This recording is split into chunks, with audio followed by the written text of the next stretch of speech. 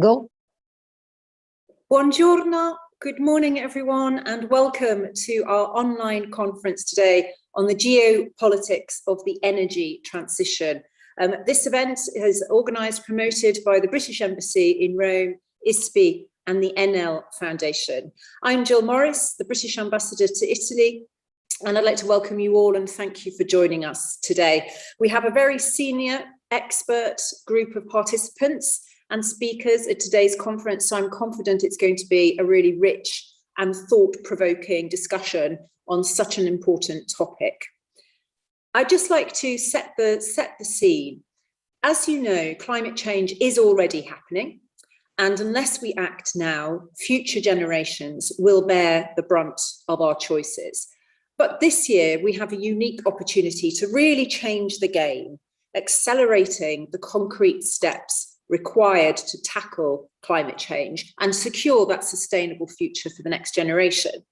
This year is a very special year for the UK-Italy relationship, with the parallel presidencies of the G7 and G20, and of course our partnership on COP26. And looking forward to COP26, climate change and the energy transition were at the centre of our G7 Leaders Summit 2 weeks ago. All G7 countries committed to accelerating the end of coal power, accelerating the uptake of zero-emission vehicles, and reaching zero net emissions by no later than 2050.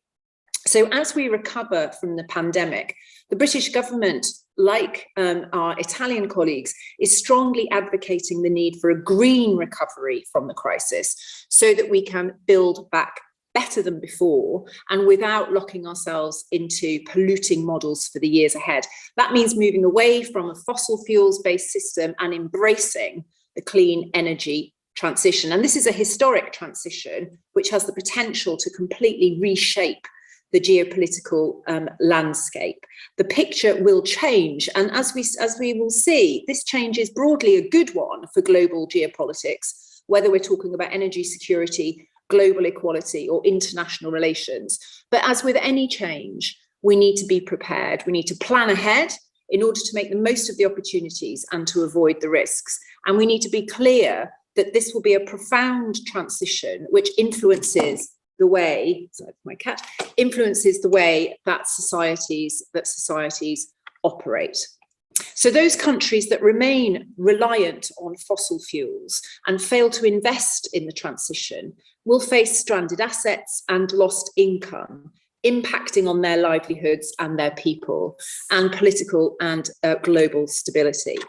So in our presidency of the COP26, we're committed to making sure that this is a fair transition, and that as we make this historic transition, no one is left behind. It needs to be just and it needs to be fair for all. And through conferences such as this, we're convinced that we can help by increasing our shared understanding of the opportunities and the challenges, and together we can find the solutions for making the net zero transition the greatest success story of the 21st century.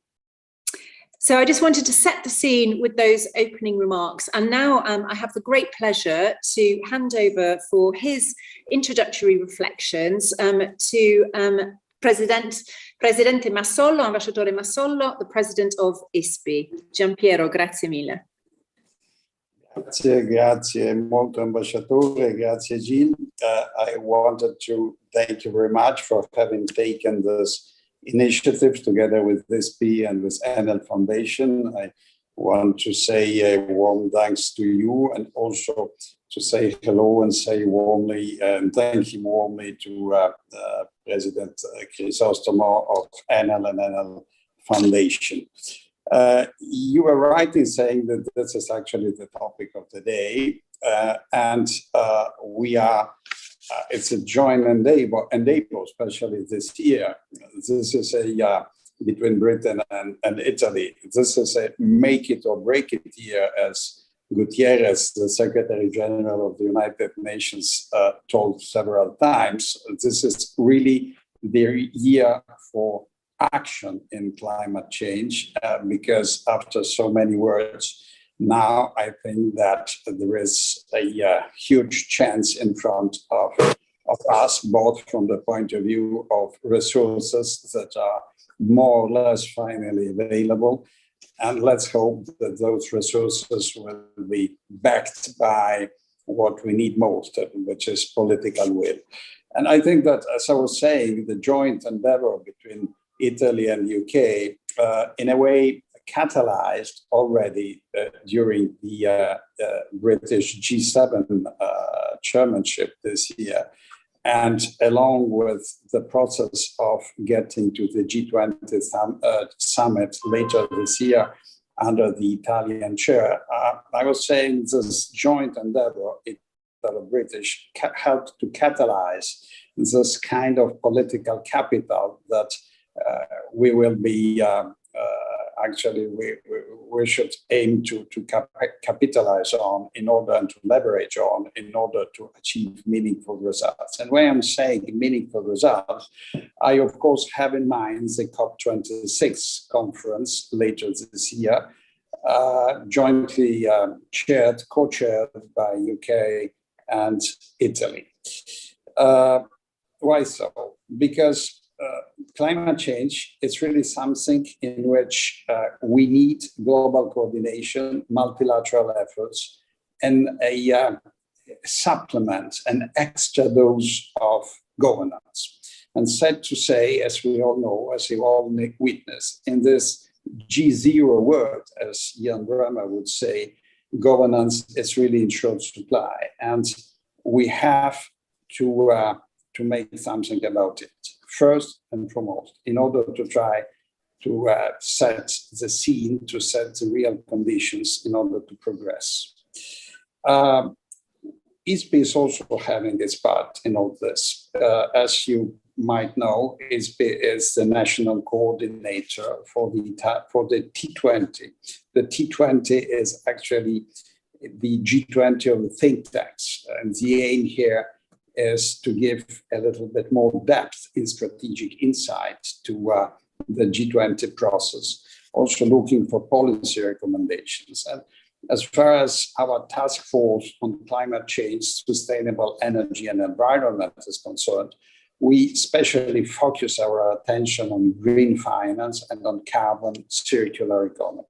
This is not just an endeavor among think tanks. Think tanks that participate are of G20 countries, but go also beyond the strict membership to the G20 format, but also other stakeholders like big ONGs, like civil society organizations, and so on and so far, in order to make it meaningful as much as possible and to sketch out meaningful and worthwhile policy suggestions to make it land on the G20 leaders' table. Actually, what I think should be clear to our minds are a couple of things. One first thing is that climate change and the need to go along the energy transition is a process. It's not something that is going to happen one day, from one day to the other. Fossil fuels are still there. Combustion of fossil fuels is still there. And they simply can't ignore this mere fact and how important the combustion of fossil fuels is for the development of the world and for industry and our economies to keep on running. This has to make us think. Transition is okay. We have to heavily invest in transition. We have to provoke and to speed up as far as possible this process. But equally important is to decarbonize and to mitigate also existing sources of fuel. As I was saying, this is not only a multilateral endeavor, this is also a multi-stakeholder endeavor. And I think that climate issues are one of the best placed issues in order to try to develop around them new forms of multilateralism, no longer traditional forms of multilateralism based on existing international organizations, but something like a bottom-up way of cooperating among multilateral stakeholders, not only states, not only international organizations, but going further to try to involve big enterprises, big companies, huge ONGs, organizations of civil society. It must become really a shared responsibility. Of course, governments are the first that need to be involved, the first that have the bare responsibility for our common future, but they are not the only ones. And we succeed if we manage to catalyze and to make it really joint endeavor among all the components of what we call the global system of international relations. And the third thing that we have to be actually to worry about, and Ambassador Morris told it very eloquently, is the risk to be unequal.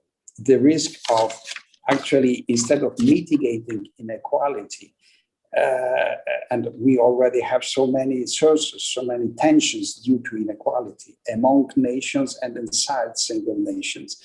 We have to be very careful not to turn energetic transition into another source, another driver of inequality. So orderly transition, having not to have the ambition of being too quick, and certainly trying to manage the fallouts. And this is, once again, a matter for governments, not only for governments, for all the other stakeholders. And since President Chrysostomo, and by the way, also myself, I also chair quite a pretty huge enterprise, pretty huge company, we need to be involved and we need to share this responsibility.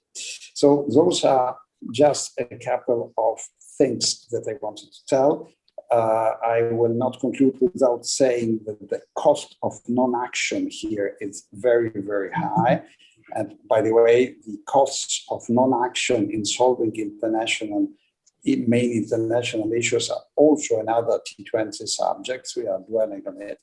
And saying this, I want to compliment Ambassador Morris and her staff in the British Embassy in Italy for having thought about provoking such a thoughtful discussion. And ISPI is very glad to be having been able to take part in it and to give a hand. Thank you to you, thank you to Enel, and I wish all a good works. Thank you.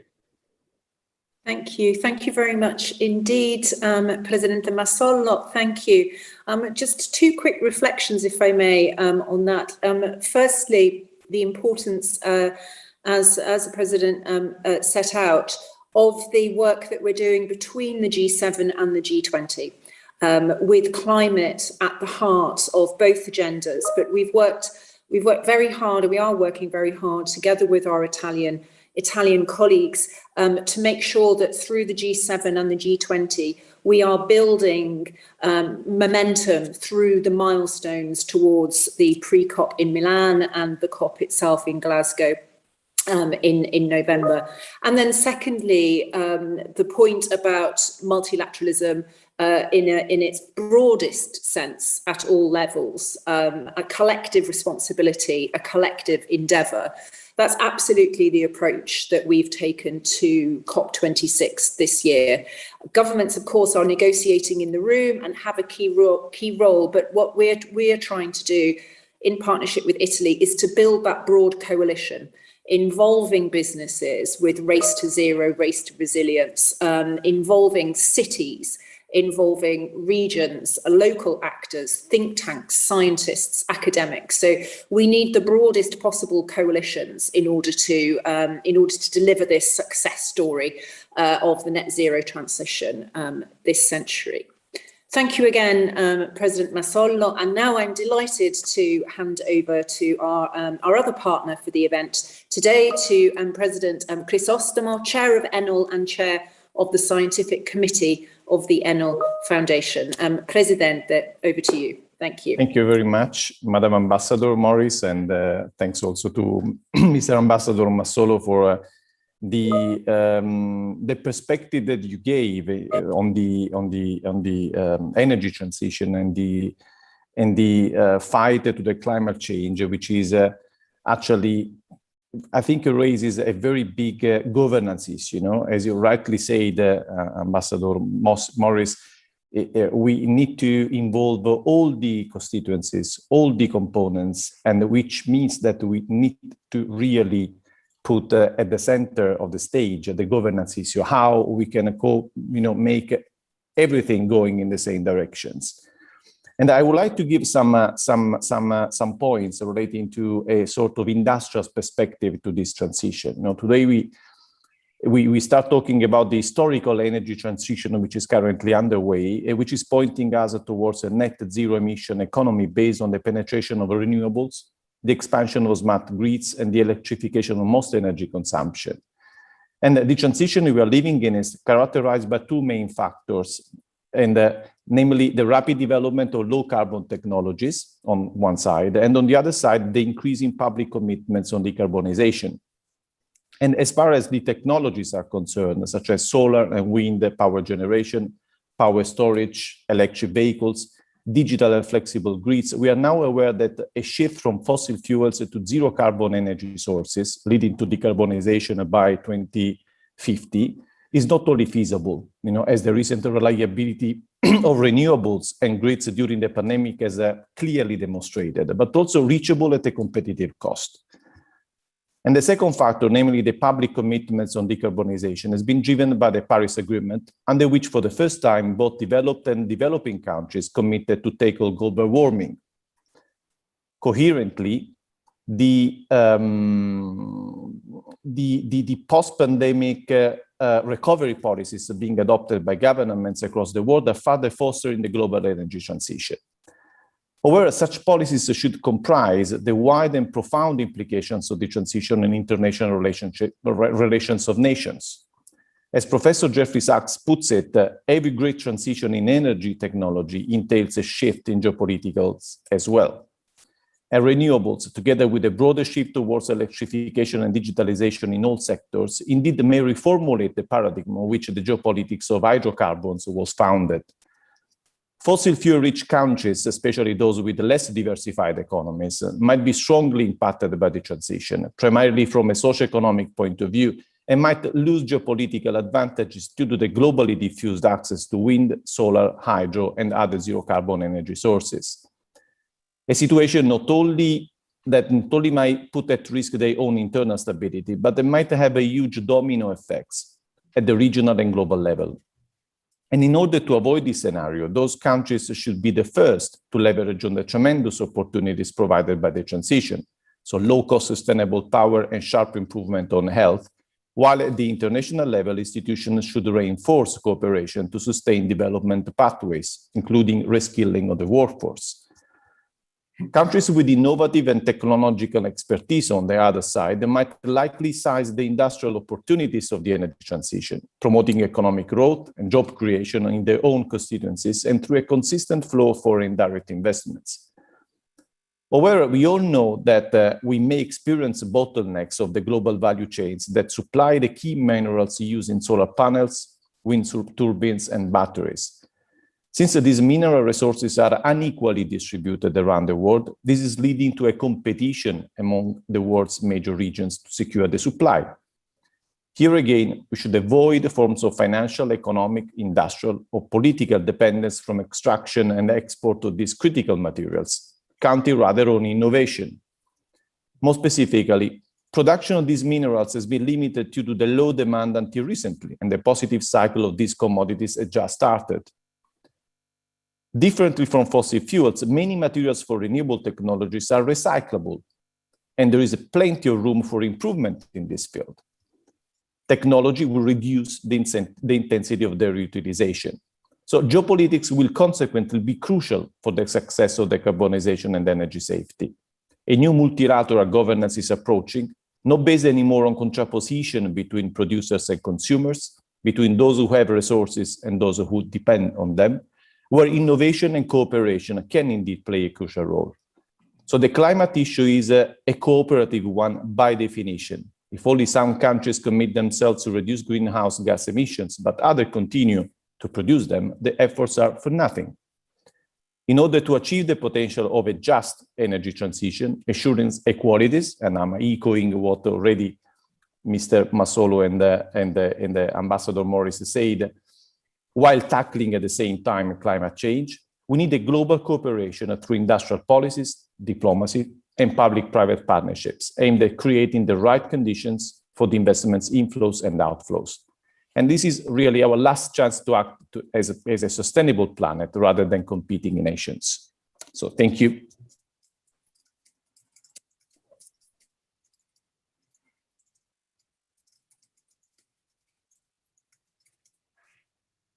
I think we cannot hear you. So maybe, sorry. Sorry, I Okay. thought I would have learnt by now.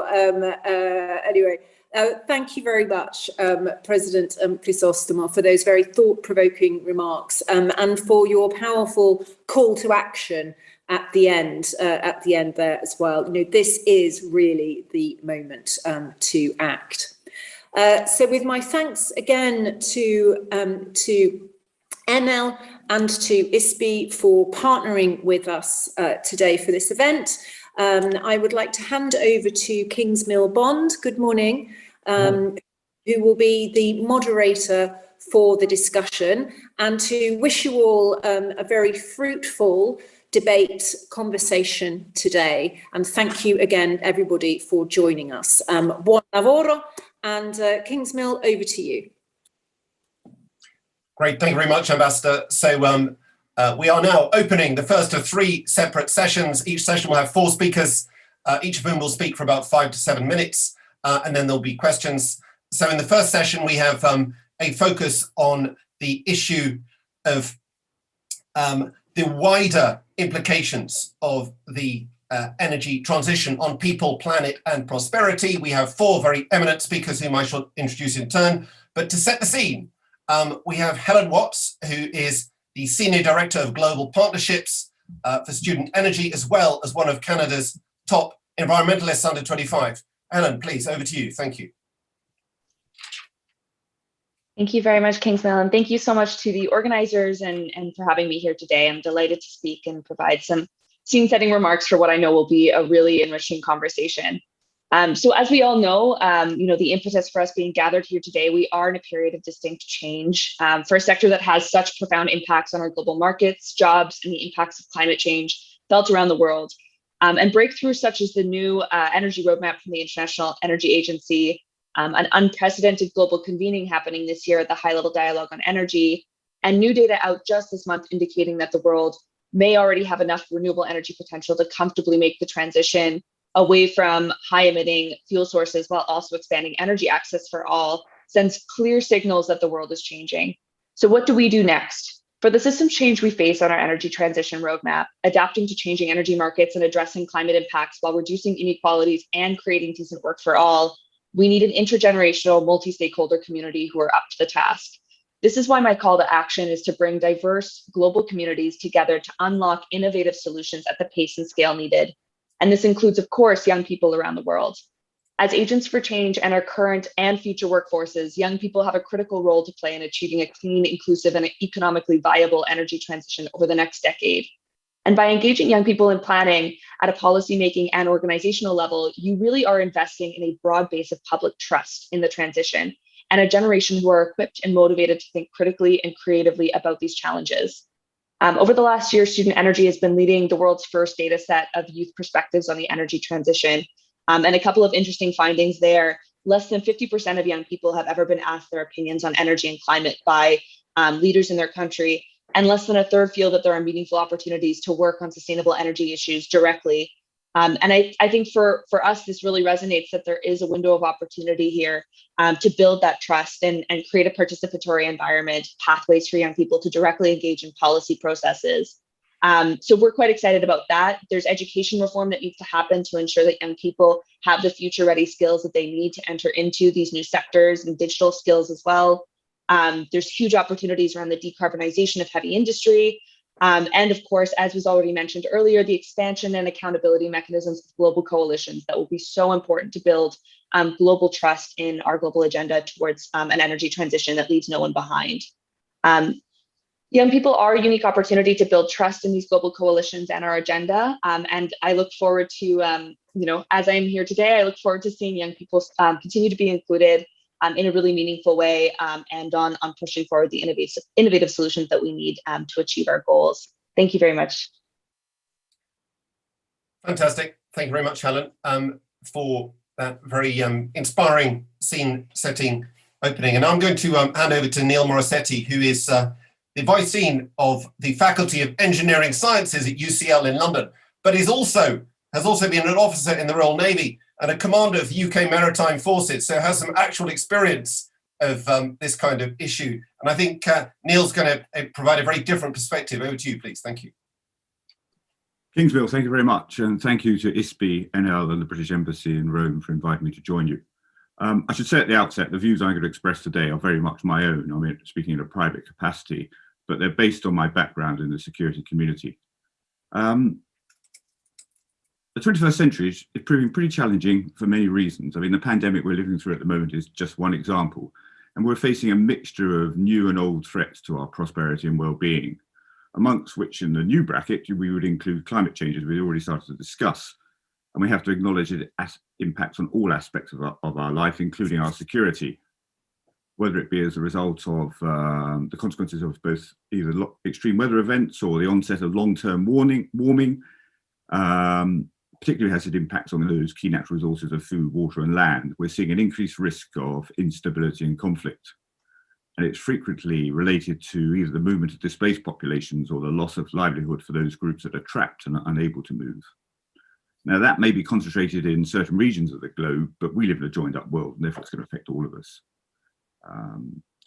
Energy is really the other side of the climate change coin.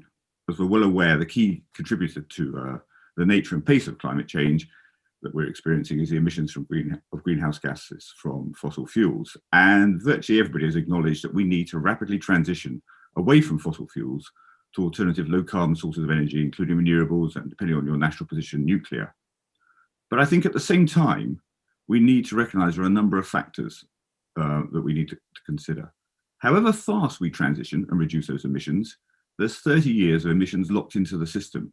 And that's going to result in a continuation of the climate patterns and trends that we're seeing, which is further going to exacerbate the risk that the vulnerable countries, those in the equatorial belt, which are already suffering from stresses, whether it's health, population, food shortages, water shortages, whatever it be, and in turn will impact on global stability.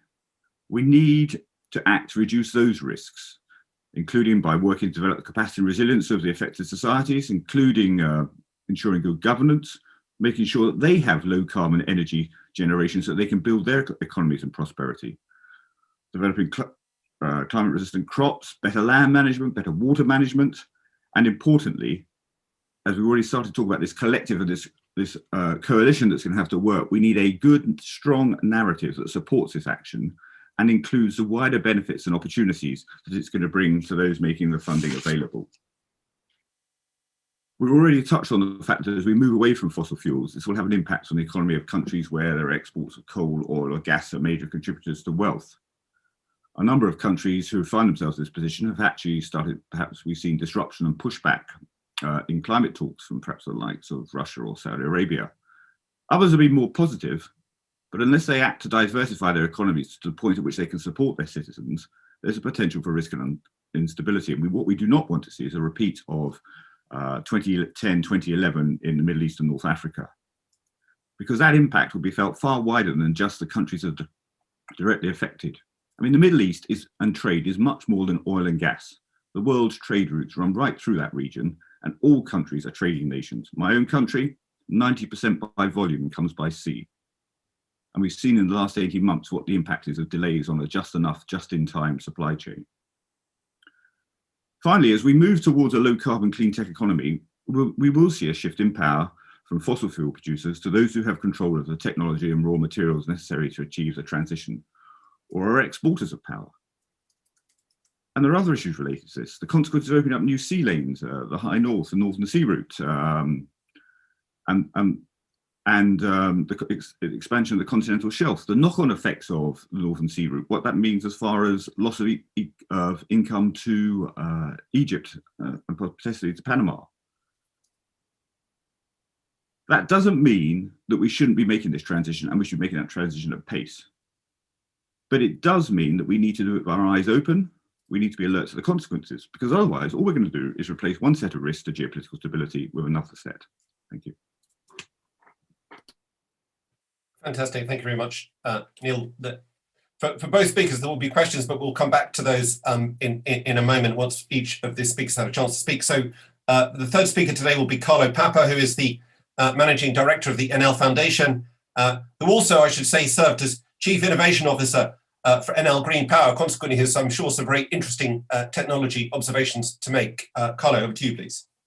Yeah, I don't know if they would be interesting, but I hope it will be interesting for you. So coming to Neil's point, I think the first exercise we need to do is face reality and make sure that we reduce risk and exploit all the opportunities of the energy transition. So I thought it can be wise to spend a couple of minutes on the idea that we can, on the importance of modeling the transition and on the opportunity to enhance the way we do modeling. Because, you know, when you get a forecast and then the forecast is wrong, you may take a wrong decision being a government or being a decision maker. So let me speak about two small exercises that we have run as a foundation and maybe leading to some cooperation with some of you and some changes in the way we model the transition. The first, we look at the country risks and opportunity evaluation. So pure macroeconomic model with which any export agency in our countries, in UK and elsewhere,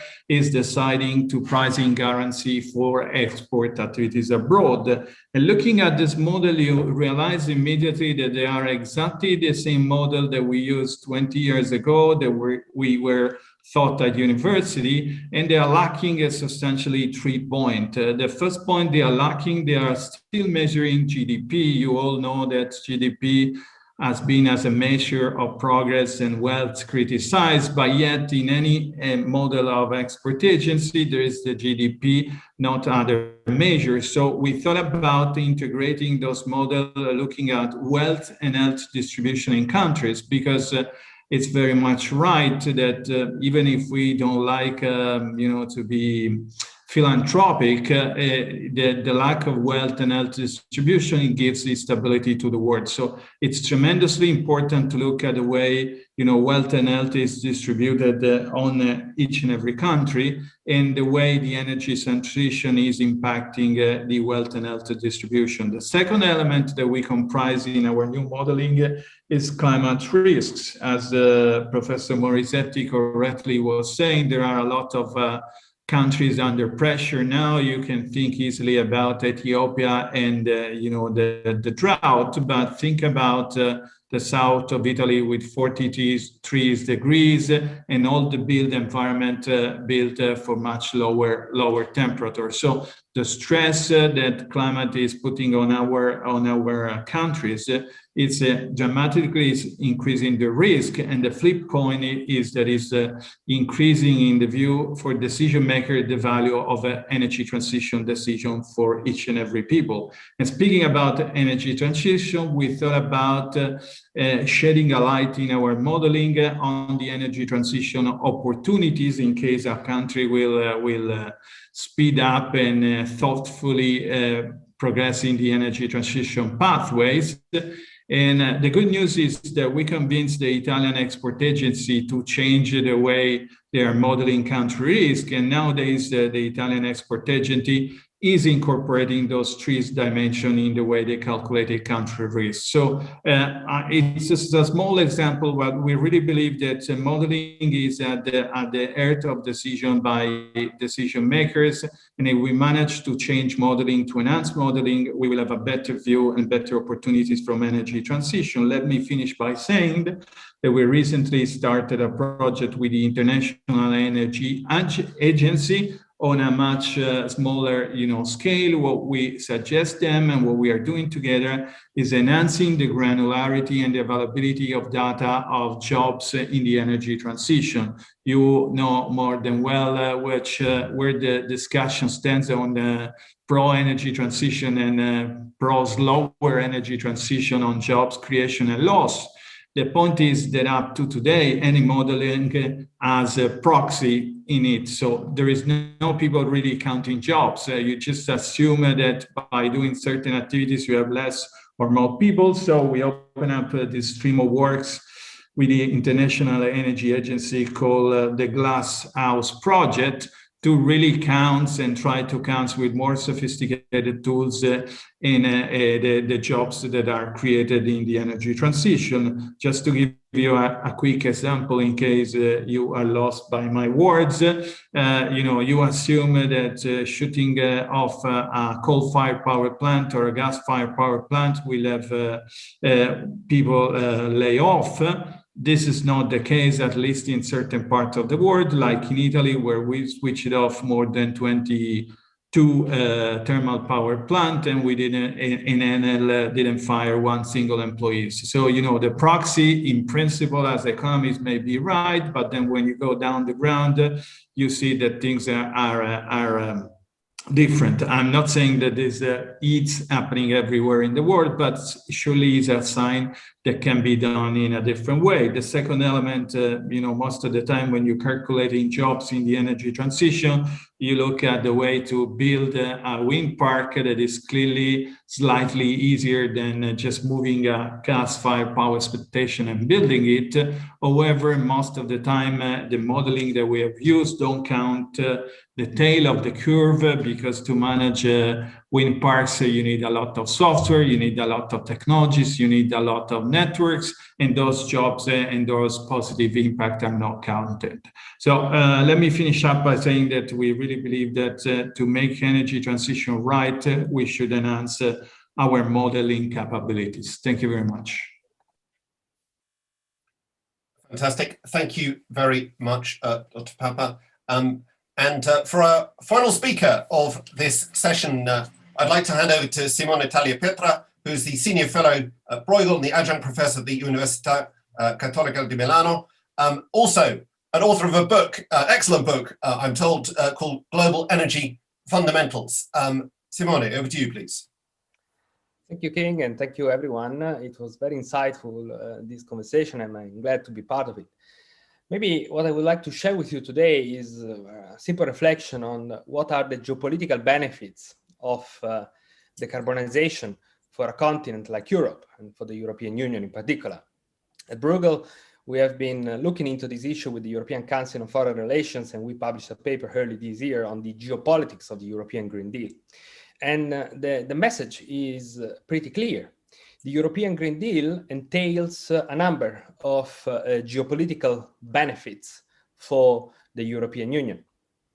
To make Europe climate neutral by 2050, the European Green Deal has to pursue one main goal, which is to reshape the way energy is produced and consumed in the continent.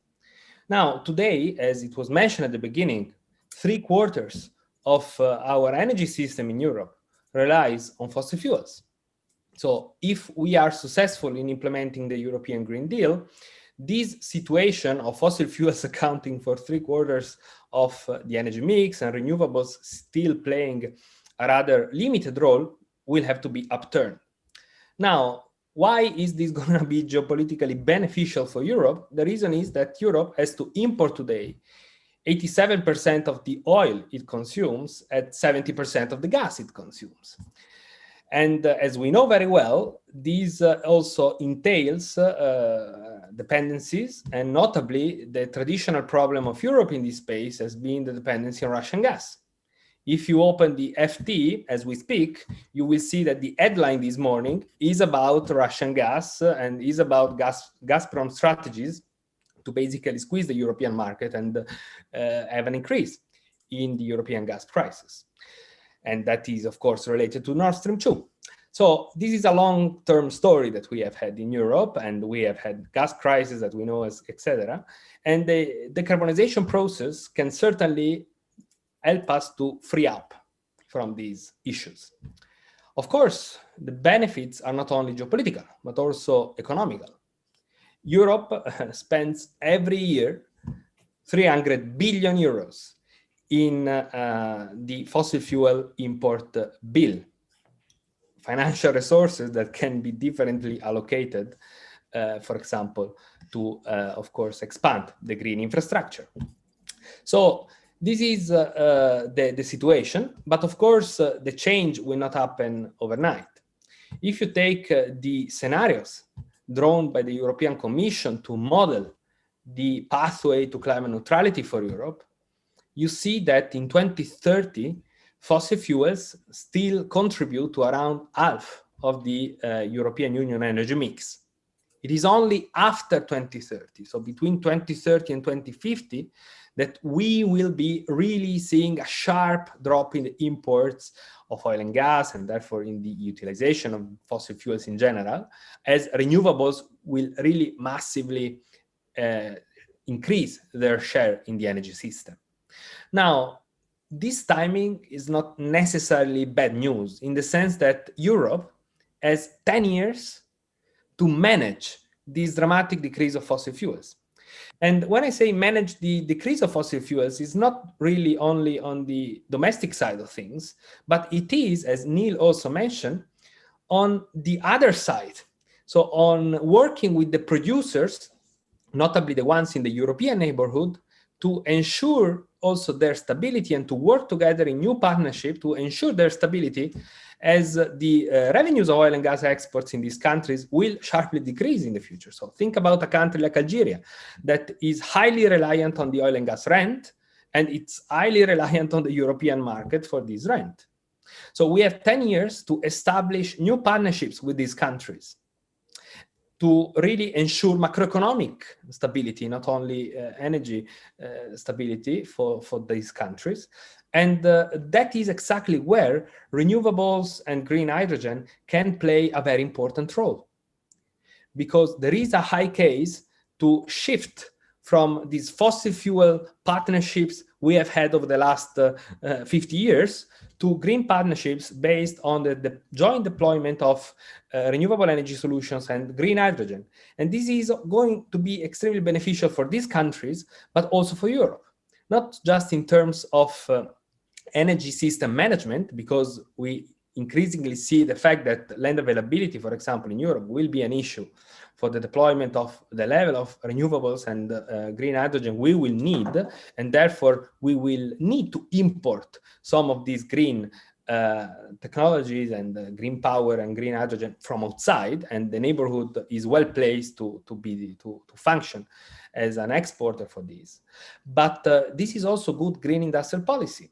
We have plenty of companies in Europe, and Enel is certainly one of them, that are global leaders in renewable energy investments, and would certainly be more than happy to scale up their investments into the European neighborhood and into, more generally, a continent like Africa that faces Europe and that is strongly rising in terms of population and the economy.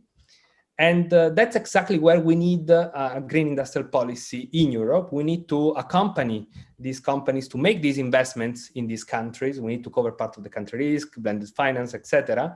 And this is going to be beneficial for the receiver country.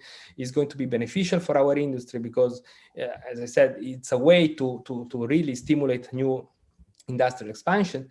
And it's going to be important for climate mitigation overall, because it's about basically helping countries to develop in a sustainable manner, which is exactly that issue that we now see in the run-up to the COP26 of climate finance, and the reflecting the importance of the principles of common but differentiated responsibilities. That is a cornerstone of the Paris Agreement, and is a key to deliver on our global climate targets. So developed countries have have a duty to support the developing nations, and this is exactly also how we should see it, and this is exactly also a way to have a real green industrial policy working in Europe, which is something that, for example, the current Commission wants to achieve. So I think we have 10 years to have a proper planning of all these issues, and this is certainly going to be one of the greatest opportunities that Europe has in front of it. Thank you. Fantastic. Thank you very much, Simone. So now this brings us to the second part of this first session. The second part will be a series of questions which I will ask in order in a democratic fashion to each speaker in turn.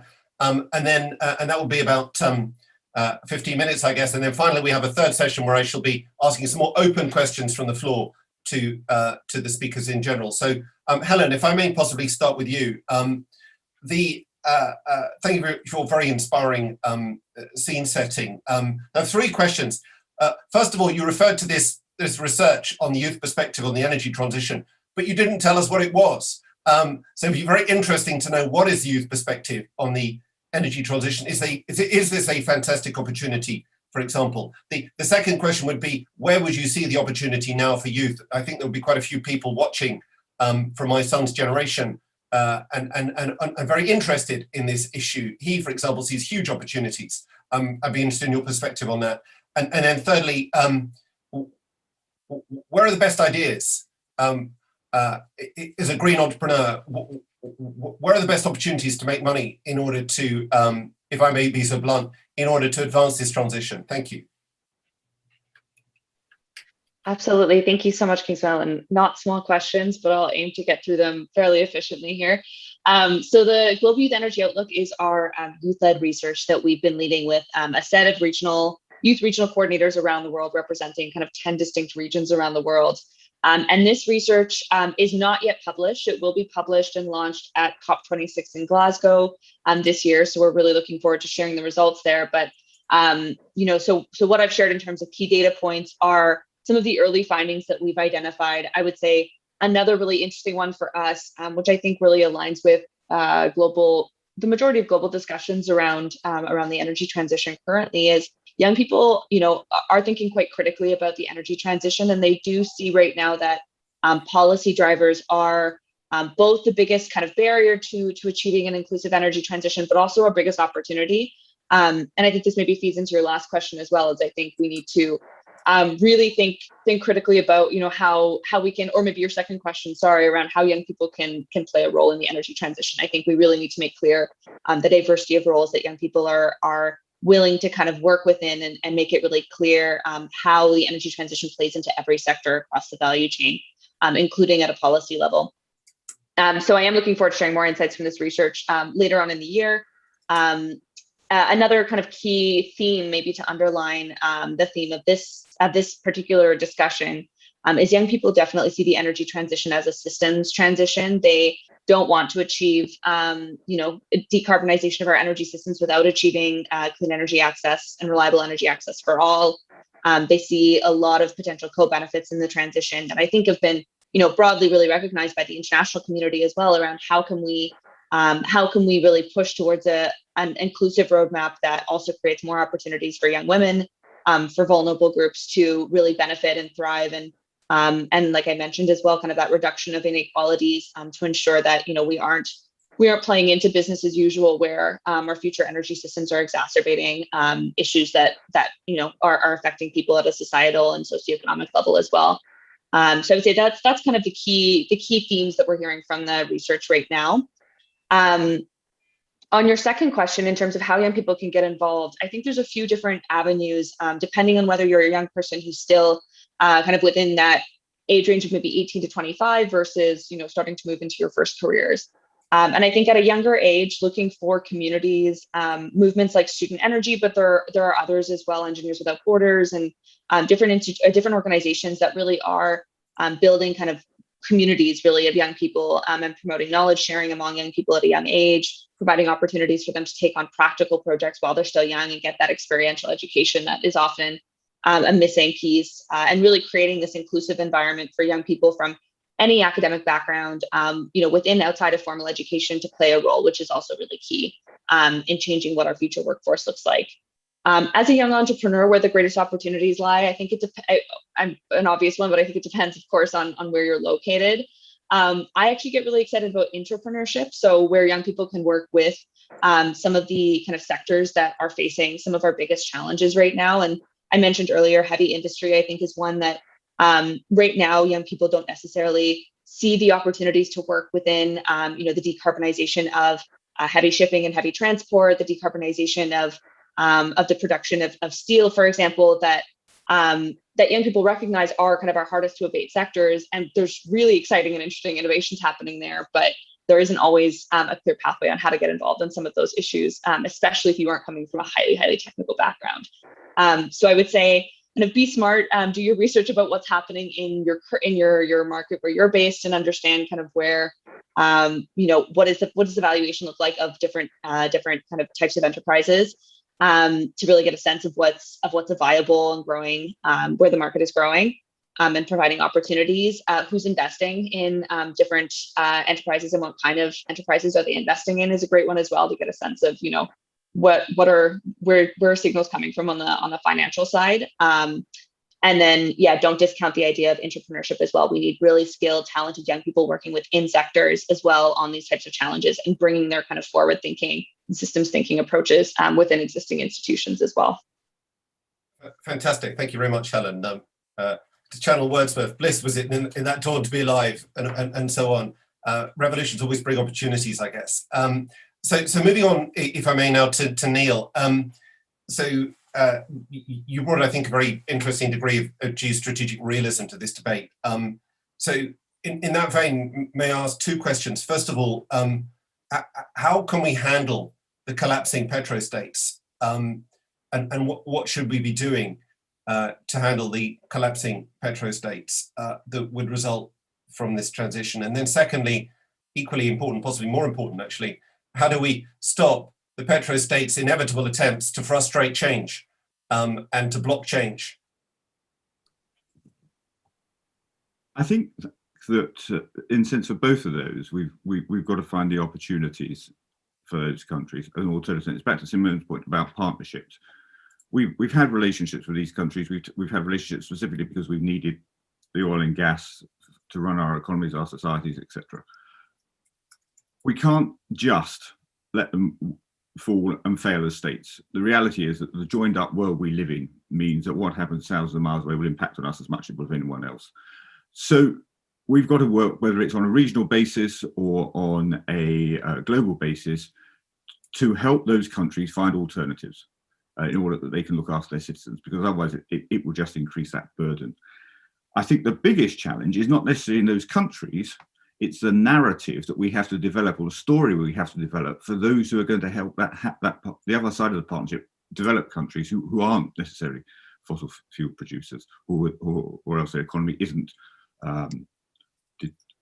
determined by that. Because frequently, although we live in a joined up world, people tend to look at things from a national perspective and wonder, why have we got to engage with those countries when we ought to be spending money or doing things in our own country? And I think the narrative has to explain the challenges, but also has to talk about the opportunities, and the opportunities that it brings, maybe in jobs, in technology creation, wealth for the donor countries or the other side of the partnership to build that up.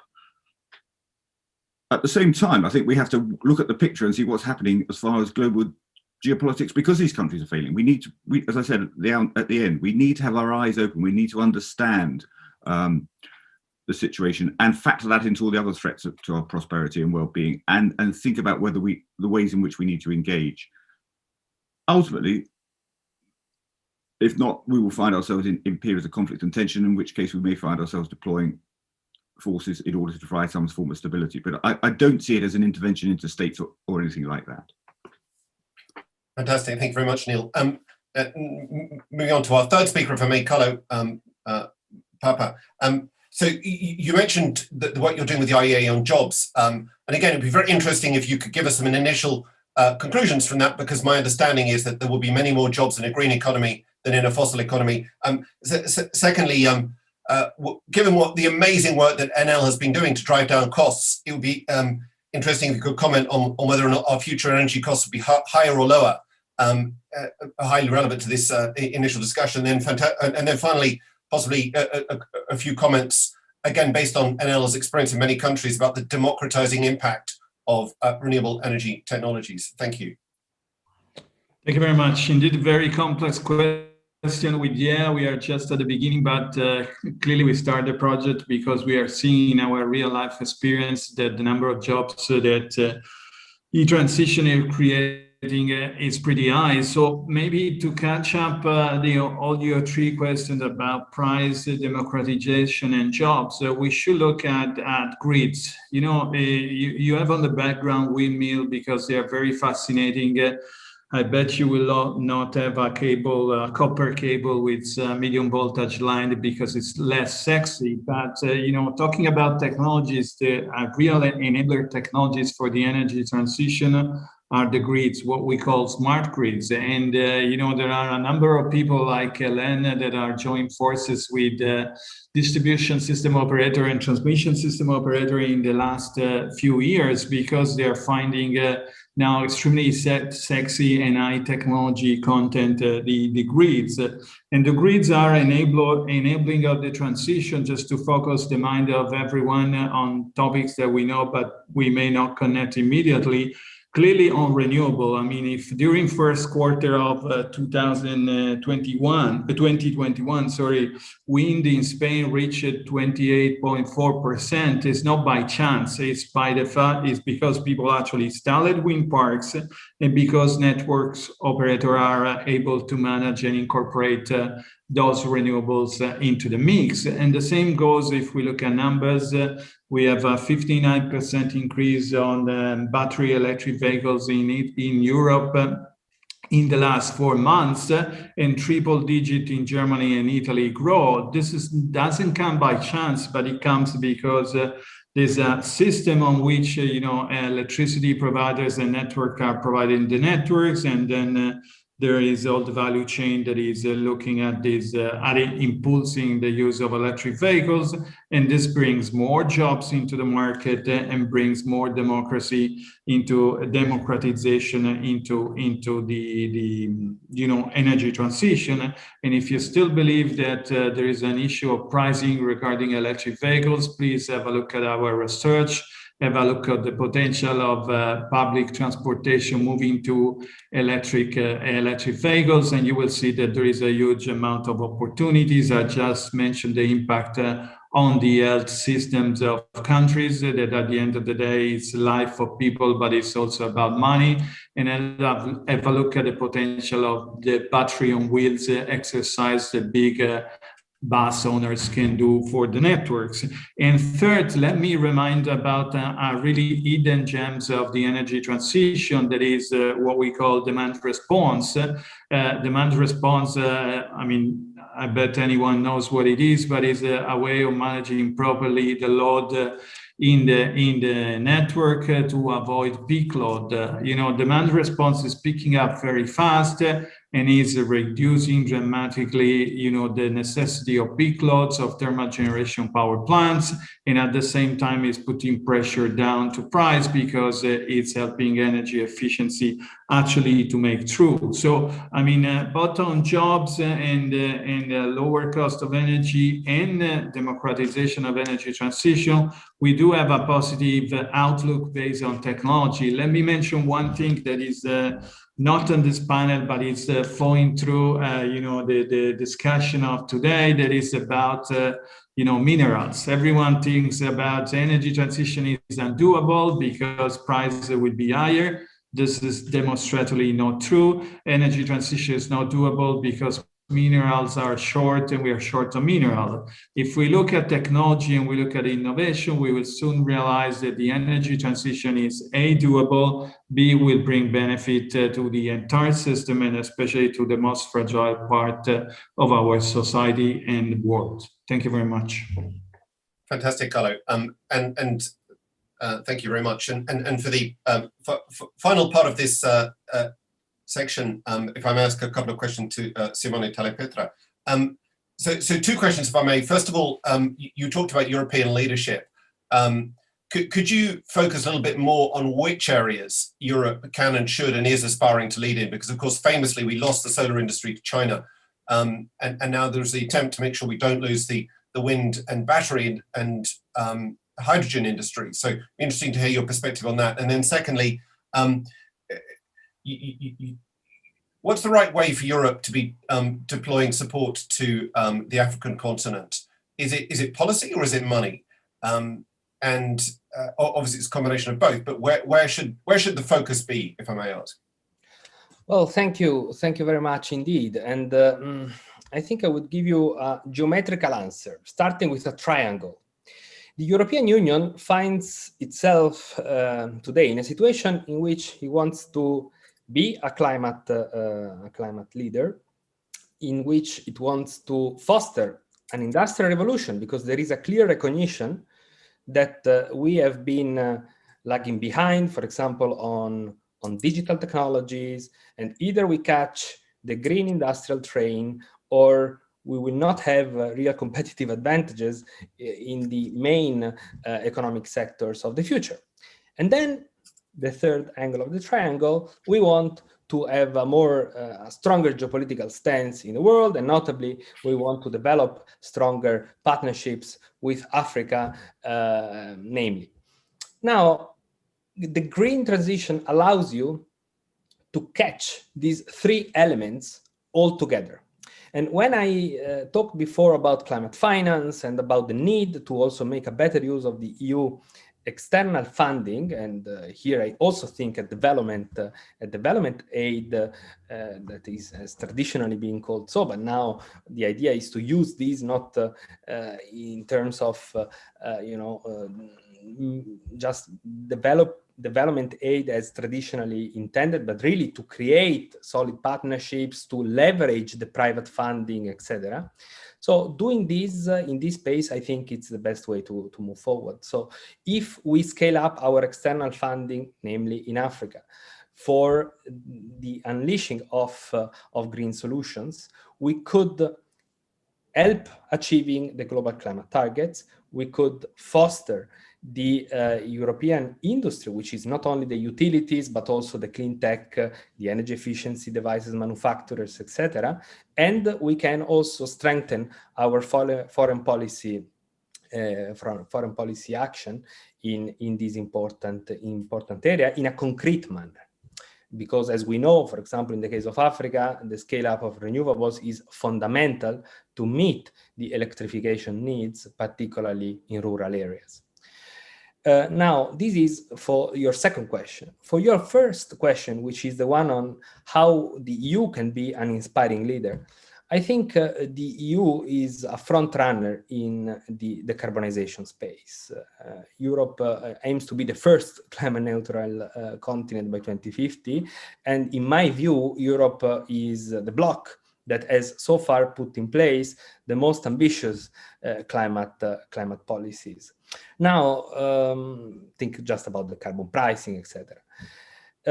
Being the front runner, Europe is the first to face certain challenges from decarbonization. And in my view, the most important one of these challenges is going to be the social dimension of decarbonization. And when I talk about the social dimension, I don't necessarily only refer to the jobs dimension that, for example, Carlo was mentioning. That is one key component.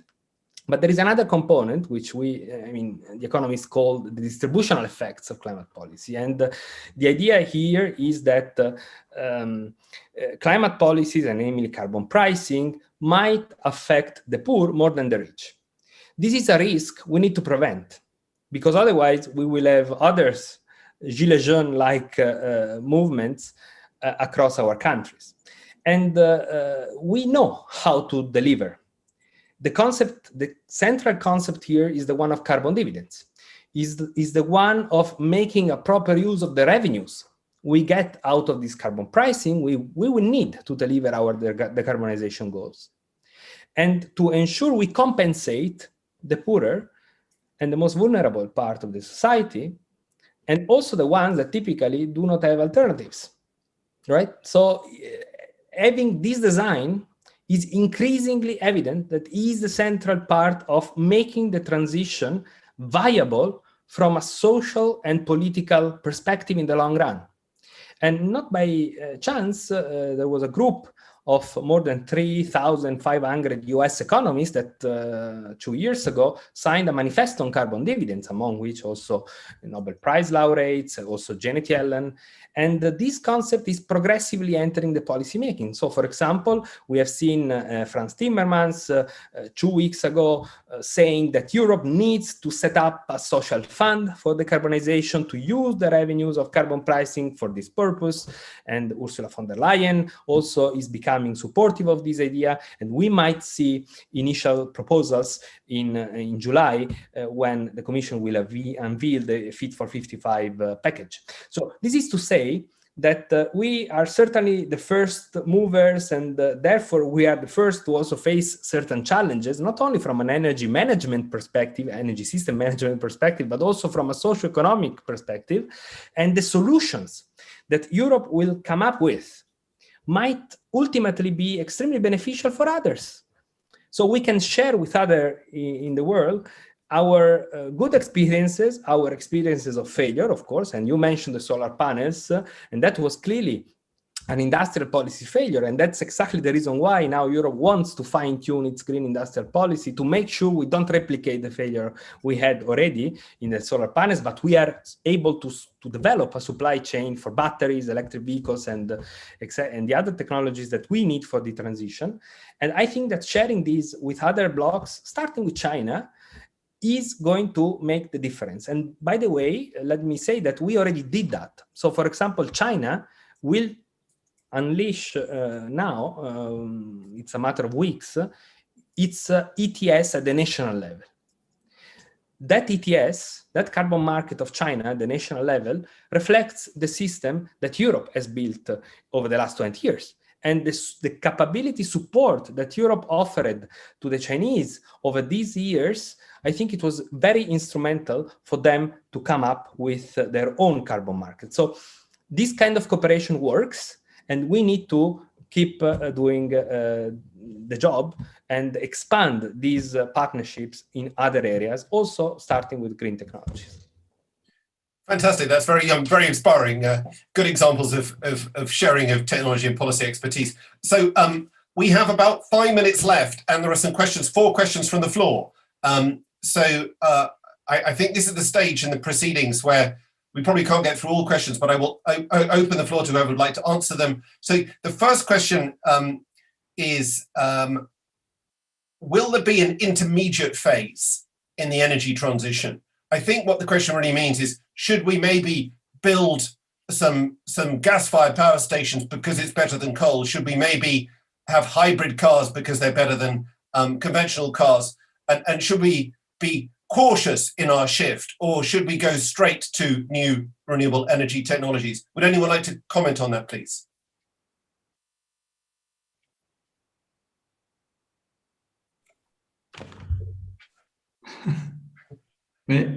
Should I? Please.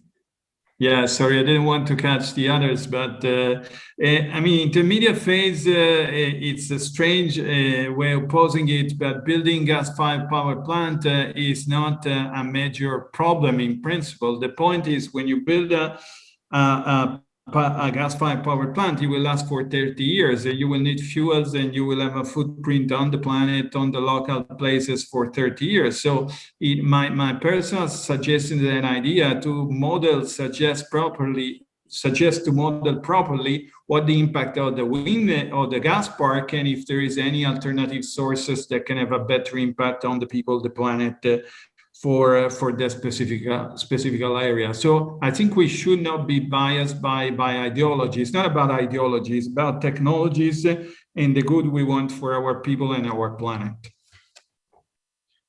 Fantastic. Would anyone else like to comment, or shall I move swiftly on to the next question? So the second question then is, if I may paraphrase a little bit, is essentially, when will the transition impact people? So will the transition impact people now, or in 10 years' time, when fossil fuels are today 80% Should we wait to 50% before we act, or 20%? Any comments on the timing of this energy transition? Yeah, maybe I might take that. The answer I would give to this question, which is very relevant, is that the shorter the time of the transition, the strongest the social implications of the transitions will be. We have a deadline. The deadline is 2050. By 2050, we need to reach climate neutrality. Otherwise, we will not be able to control climate change. Tipping points will come in, and the impact will be heavy on the planet and on us. Therefore, we have 30 years to do the job. The sooner we move, the less intrusive climate policies will have to be. The more we wait, the more intrusive climate policies will have to be. Therefore, the answer is that if we put in place a sensible climate policy planning now, so not only talking about targets, but also delivering on these targets in the short run, then we can properly manage the social implication, as I said, with carbon dividends example, for example, we can make this smooth. But if we postpone decisions, if we wait 5, 10 years before being really serious on decarbonization, then it will be inevitable to put in place more invasive climate policies. And at that point, it will be more difficult to compensate and to mitigate the social implications. So I think it's a responsibility of our governments to move quickly, also for this reason. And by moving quickly, we can also ensure to turn this transition into an opportunity for our society and into an opportunity also for our economy. Kingsmill, can I just something very quickly? Please. I absolutely agree. And I think the other reason is we have to take society with us on this journey. And the sooner they can see the benefits, the better. So if we phase out coal-fired power stations quickly, particularly in urban areas, the air quality improves. It's not the only contributor, but it's a factor. Therefore, there's fewer respiratory issues. People begin to, so people start to see the benefits and are more willing to take some of the downside, if there is one, as we progress. So I'm entirely with someone, but I think, you know, it's about society as getting them to see where the opportunities and benefits are as well. Fantastic. Thank you very much, Neil. I was going to ask everyone to give a final observation on whether or not this is good or bad, but the organisers are telling me we need to wrap up now and move on to the next session. So I'd like to conclude here by thanking our 4 excellent speakers for setting the scene and giving us an idea about the extraordinary opportunities and threats of this transition. Thank you very much, everyone.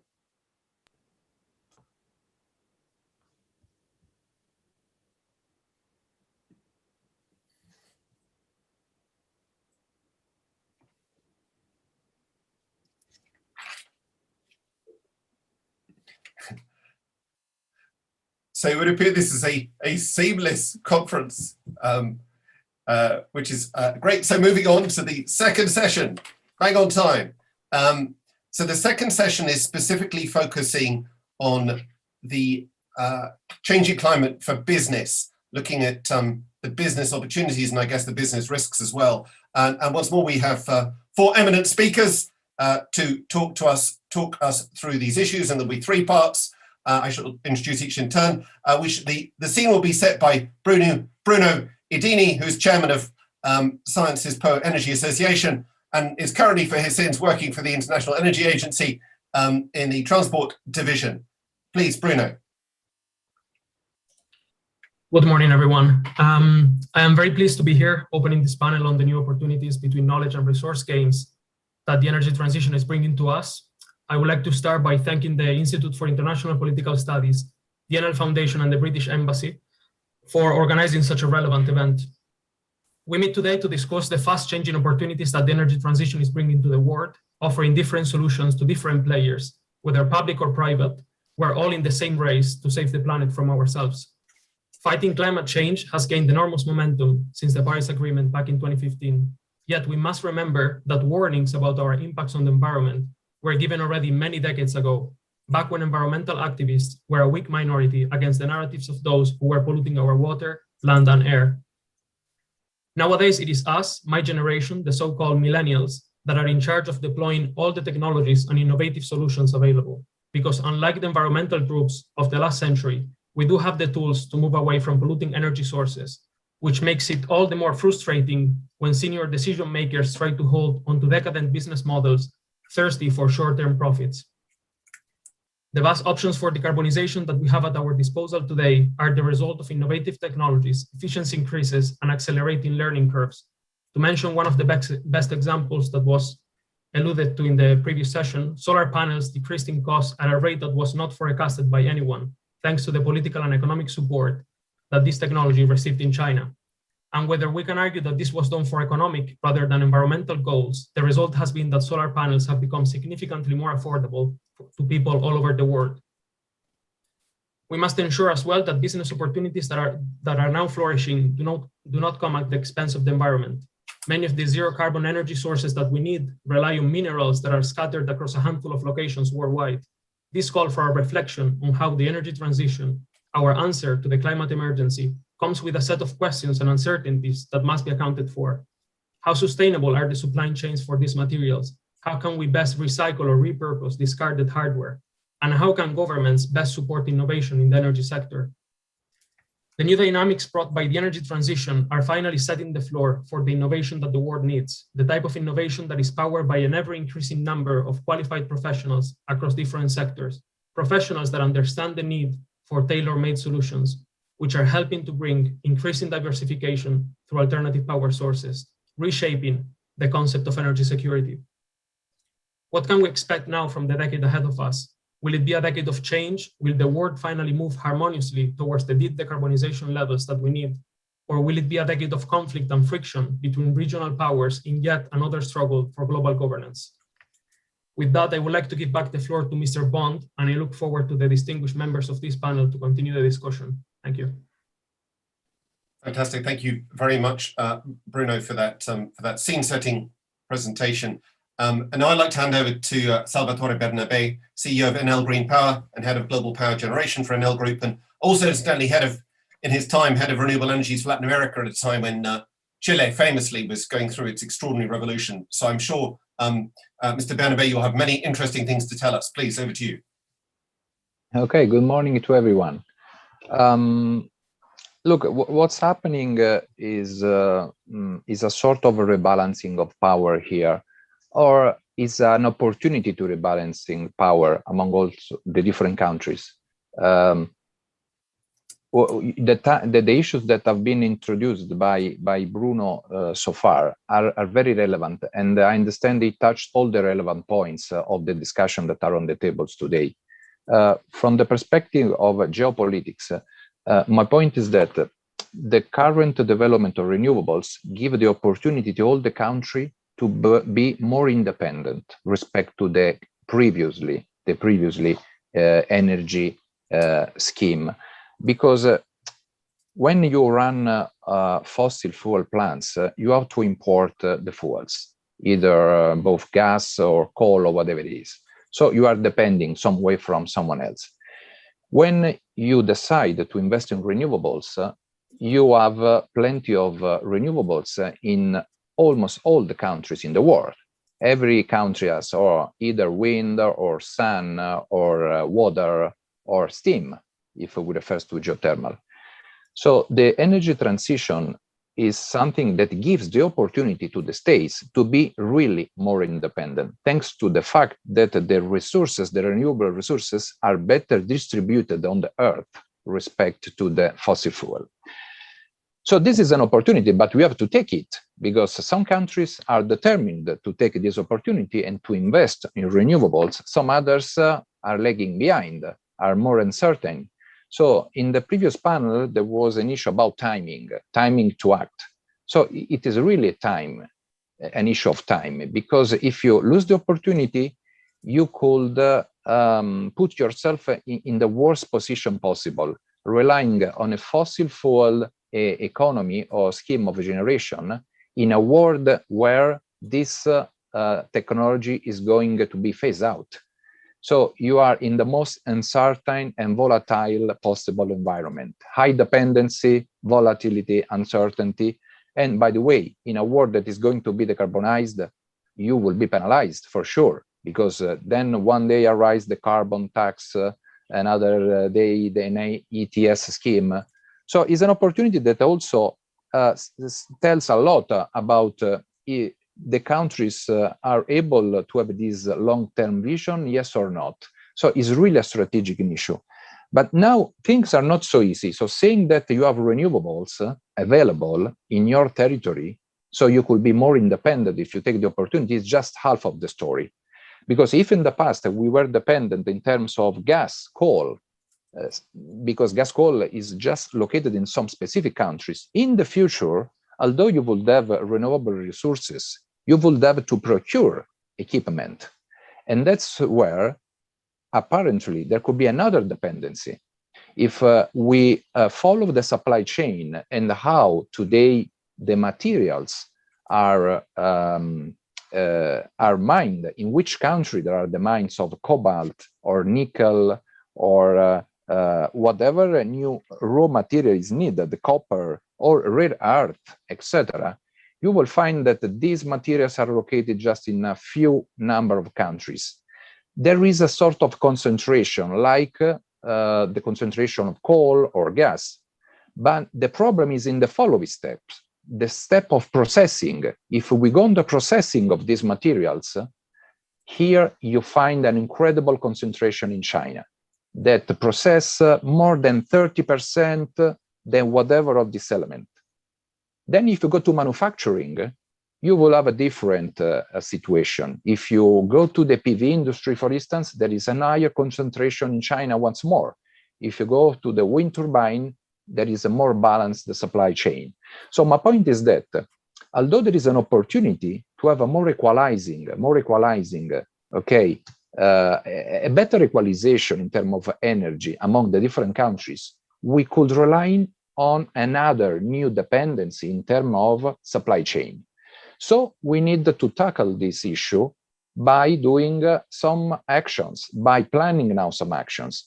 For instance, as we don't have in all the countries mines of copper or cobalt, we should target a long-term agreement with the mining countries instead of waiting for someone else to go there and to lock in completely the supply for the next 20 years. But then we should also focus on research and innovation to see if we could invent or use new materials different from this one. And this effort should go in parallel with the effort of investing in circular economy. That it means recycling more the materials that comes from the used components that we are phasing out. So putting into operation a circular economy on the wind turbines or on photovoltaic panels would allow us to be more dependent for this new possible dependency. But this effort goes along with a strong strategic move in a higher regionalization of the supply chain.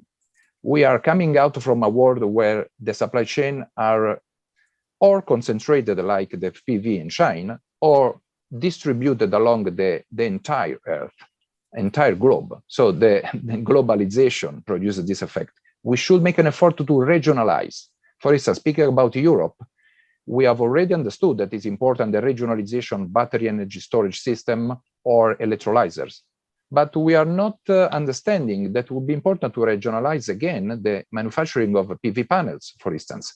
So this is something, because this product is not within the strategic value chain, has not been identified among the strategic value chain. So we should reckon on it and understand that we have to do something. As Enel, for instance, we are scaling up a factory of manufacturing of panels that we are running today in Catania, in Sicily. It's a very small factory, but we are planning to scale up to a gigafactory, and we are trying to build an integrated supply chain within Europe. So it is something that should be supported by the European, and in this case, but the United States should be the same. Every area, Latin America should do the same. Otherwise, we will create a new dependency tomorrow, And at the end, all the system will not be sustainable. Fantastic. Thank you very much, Bernabe. Regional supply chains. Now, that's a new idea. I like that. We'll come back to that in a moment, I guess. Moving on to the third speaker, the eminent and brilliant Elizabeth Press, who is Director of Planning at IRENA, who leads the IRENA work on geopolitics and much more besides. So please, Elizabeth, over to you. Thank you, Kingsmill. It's always nice to have friends moderating, so they compliment you before you speak. And thanks very much to co-hosts who invited me to contribute to this discussion. I actually listened to the beginning of the discussion as well, and then it's been an interesting and insightful exchange. I find it always interesting because I come from the global perspective, because we have 160 countries, 165 countries in IRENA. So I think the outlook is always a little bit more nuanced than what we see, and it's interesting to contrast that with the European conversation that is in some ways so advanced, but in other ways it's confined. So I'm going to touch upon three elements as my introductory remarks. So the first point is that energy transition is not a fuel replacement. We are not replacing fossil fuels for something else. It is a different system. It is a new system that is based on decentralized technologies, but renewables are only one part of it. There's the big role of efficiency, the digital technologies that they're making the system work, and the flexible infrastructure. And I'm always surprised how many times in meetings you still get a question around baseload, and one would assume that after all these years, that there is this understanding that we are no longer talking about baseload, but we're talking about a live system that talks to each other and balances supply and demand as needed. Then the second point is that of policy, and many speakers touched upon different elements of the economy and how energy interacts with the economy, and it really points that you cannot limit your policy making to the energy sector. It really has to go beyond. First of all, I mean, the electrification. You're already going into the transport with hydrogen advent. You're looking at larger end use. But with the fossil fuel withdrawals, you're also looking at labor policies. You're looking at your workforce. So this holistic policy framework needs to be in place if you want to really optimize the outcomes of transition. So to give you an example, so today there's about 58 million jobs in energy. 11.5 of those are renewable. And so we started tracking renewable jobs in 2012, a couple of years after we were established. And at that point in time, it was around 7 million jobs. So even just with the market forces, because we know the policy drivers for renewables deployment was really isolated in few countries. So the market forces were a lot stronger in driving the deployment of renewables, that the number almost doubled. So imagine now when we have this really forward-looking position, and when policies are really shaped to get the right outcomes, how that can change. We're actually coming out with our World Energy Transition Outlook in 4 days, 4 days, and for the first time we have the scenario which we already released in March, but now we have this structural shift. So we're going across finance structures, markets, investments, policies, and the welfare indicators to show all these interconnections and how all these things talk to each other. And so the final point really is on linking to what Salvatore spoke about. And Kingsmill, the number that we had in the Geopolitics of the Energy Transformation report, that 80% of countries are net importers of fossil fuels, and how this trajectory of renewables is basically shifting these dynamics, and suddenly everybody has an opportunity to do something. And many of the risks was already new risks emerging that were mentioned. but also I want to mention that you have you're moving down to the local level a lot further than you were before, because decentralized technologies are engaging people at different levels. So you have the citizens who are becoming participants in the energy, and the regional markets become a lot more important because of the market solutions for the flexible system, which means that you're creating new codependencies, which create new economic opportunities. And I want to mention one more risk, which I find interesting, that it hasn't been popping up in geopolitics conversations very much. Some of the, I mean, we talked about risks of critical materials, but in many cases, everything that we see is a lot more decentralized. We don't have a really choke point like you have in the oil and gas system. But one thing that is really becoming prominent, and that's regardless of what energy system, what fuel you use, is the cybersecurity, and that is something that really, I mean, you know, I think we're all watching what was happening a couple of weeks ago with the hostages, you know, it was in Texas, or the energy system, you know, blocking the energy system. And I think that is really one of the issues that might almost weaponize energy, because it is becoming a tool that will need to be carefully protected. The digital nation is not only around energy. Obviously, the system is becoming digitalized throughout. The economy is becoming digitalized throughout. But it is something that I think it will raise on the global agenda very, very soon, given also in the energy transition context, not only in the context of. I'll stop here. Fantastic. Thank you very much, Elizabeth, for that excellent intervention. And if I may now hand on to our fourth speaker in this session, who is Tim Stern, the Director for the International Energy Unit, and head of the Department for Business, Industrial and Energy Strategy at the FCO, who's also in charge, I should say, of the UK promotion of the clean energy transition globally, which sounds like a very interesting role. Tim, over to you, please. Thank you, Kingsmill, and it was really interesting listening to my other panelists. I was going to say three things. I mean, firstly, we need to be clear and clearer in our public narrative about how industry and the oil and gas industry should be part of a transition, and how we communicate that clearly. Secondly, I was going to say that we need to work on two fronts: reducing demand for fossil fuels to support the energy transition, as well as looking at supply side. And in order to reduce demand, which is the more effective of the two, we need greater cooperation across sectors in the global economy. And then thirdly, I was going to talk about the new supply chains, which Bruno talked about a little bit earlier, and Salvatore as well. So firstly, I spend a lot of my time talking to oil and gas companies in the UK who are keen to be leading and driving the global energy transition.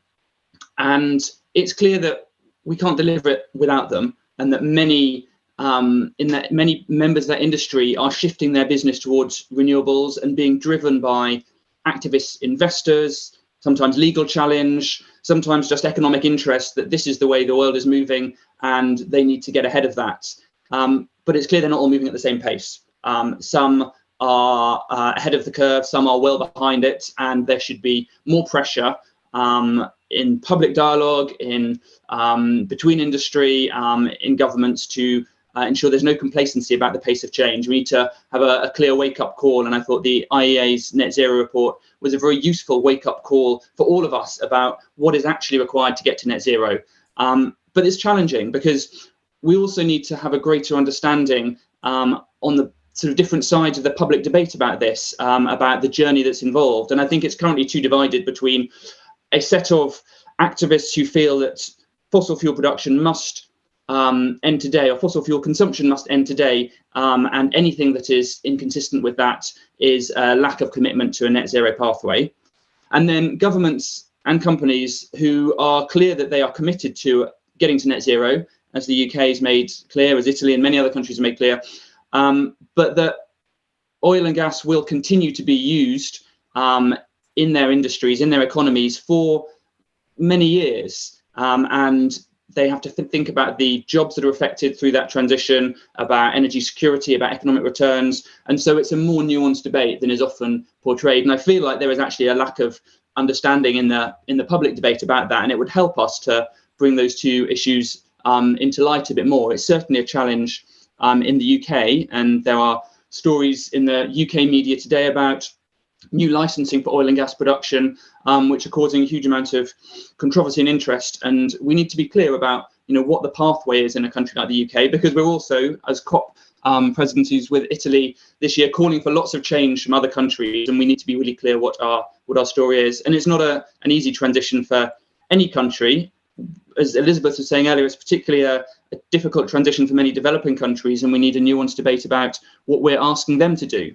And the UK set out a clear policy on not using public money or aid money or trade support or export finance to support fossil fuel projects internationally anymore. But it's not a straightforward issue. Where gas is appropriate in a country that doesn't have access to renewable technology or cannot transition fast enough, we need to be really alive to that and supportive. And after this panel, I'm going to sit with many colleagues and chaired by Italy in the G20 working group on climate and energy, where these issues are really hotly debated. What can we do that is fair and inclusive and just to those countries who are not as advanced in their economies and find the net zero transition a more challenging one to commit to. So that was my first point. My second point is reducing demand is much more effective than reducing supply, but we need to talk about both. Demand is based largely on technology and innovation and the speed at which industry can generate new technologies that use less fossil fuels, the speed at which zero emission vehicles can be made affordable and can be rolled out. And in order to get faster innovation and faster technology development, we need greater cooperation in sectors. And it's, in the car sector, a handful of companies and a handful of countries dominate the global market. And if they work together to commit to faster transition, that really shifts the global market. And it's similar in other sectors. If you could get sectoral cooperation in steel, in industrial decarbonisation, bringing together the key players, institutions, countries, and companies to talk about how to accelerate that transition, it can really shift things. And it is largely based on how you cooperate with other countries on a lot of these issues. It's much easier to electrify your power system if you can connect your grids to other countries. And we've just laid, I think it's the longest interconnector cable in the world between the UK and Norway to help do this. And those sorts of things help on the pathway. And they and without that kind of cooperation, it's incredibly difficult.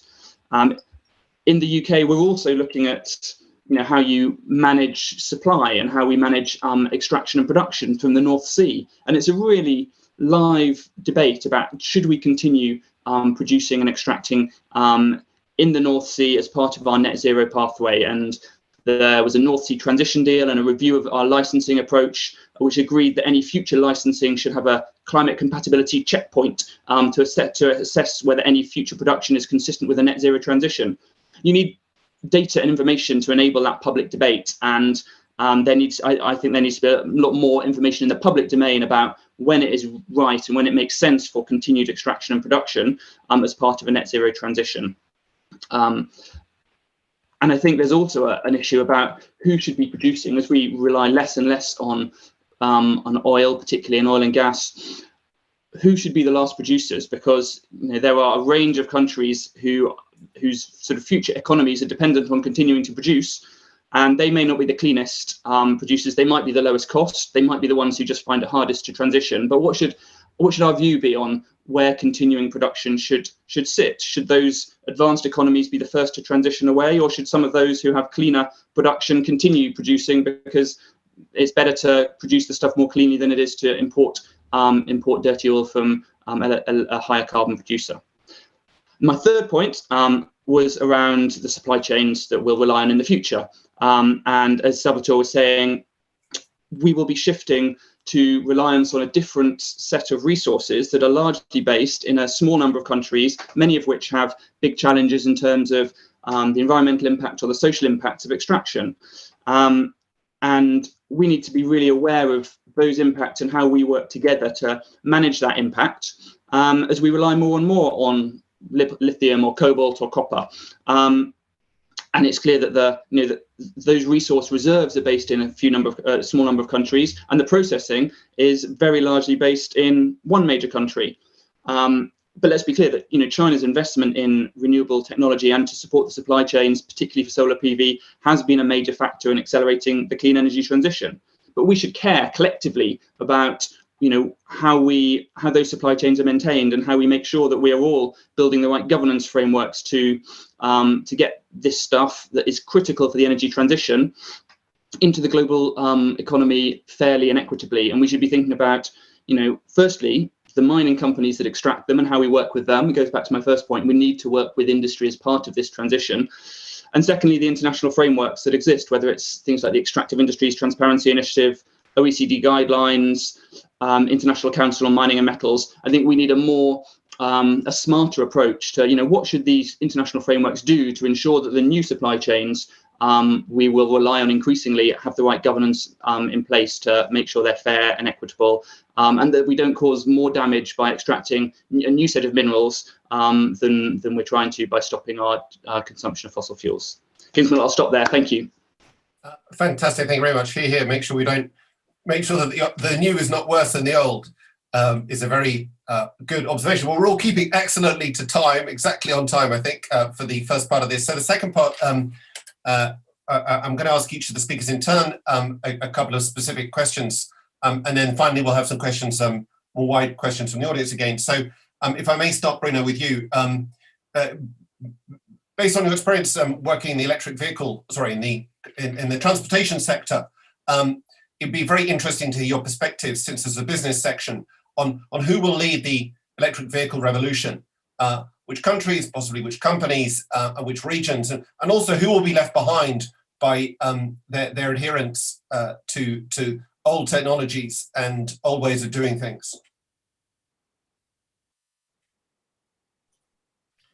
Thank you. Yeah, so first of all, I speak here on my own capacity. I'm not representing the views of the IEA in this particular answer, but I believe that from the information that I'm seeing in terms of the EV revolution, I mean, China is definitely going to take the lead on that one. We can see examples, for example, like newcomers such as NIO and XPeng, particularly the first one of these two, NIO, has got massive government support. So I believe that there could be a similar scenario of what happened with solar panels around 10 or 15 years ago, where China just starts backing up these companies in order to outplay other more established players. And about who's going to be left behind, I mean, it's really a corporate decision at this point. We know that the technologies are there. There was an index that was shared recently by the NGO Transport and Environment, where, I mean, some of the largest vehicle company, Toyota, it's the less ready in order to take on EVs. And I think the reason is also why, because Toyota sells a lot of combustion engines that have, like very, very poor emission factors to developing countries. So I mean, there is some inertia that has to be somehow tackled, and I think that policies and governments need to be there in order to support this transition. So yeah, that's all I have to say about that. Thank you. Fantastic. Thank you very much, Bruno. And then moving on to Salvatore Bernabé. May I ask? Clearly, you very politely talked about leadership in certain areas, and of course, one shouldn't forget that Enel, unlike many of its slower, shall we say, European competitors, are very, very fast to embrace the energy transition, and very impressively so. So may I ask, from your perspective, first of all, where do you see, where specifically do you see European businesses having the best opportunities to take leadership in which niches of this energy transition? And then secondly, if I may, a sort of wider point based upon your wider experience, is this energy transition good for communities? Because clearly, as many of the other speakers have laid out, there are positive and negative aspects of this. But on balance, would you say it's a positive or negative for the communities that it serves? Thank you. Okay. Thanks for the question, and thanks also to the other speaker for the very insightful point they introduced. So going to the transition and to the communities, first of all, I would like to to do a comment on the concept of transition. Transition is a transition. It's not like the word says. So it doesn't mean that we are going to change from the night to the following morning. So when you also refers to how long we will still use the fossil fuel, in particular gas, because most of the Europe, for instance, already, most of the country already decided to phase out the coal, we cannot think that starting from tomorrow, we will phase out also gas, because we need the transition.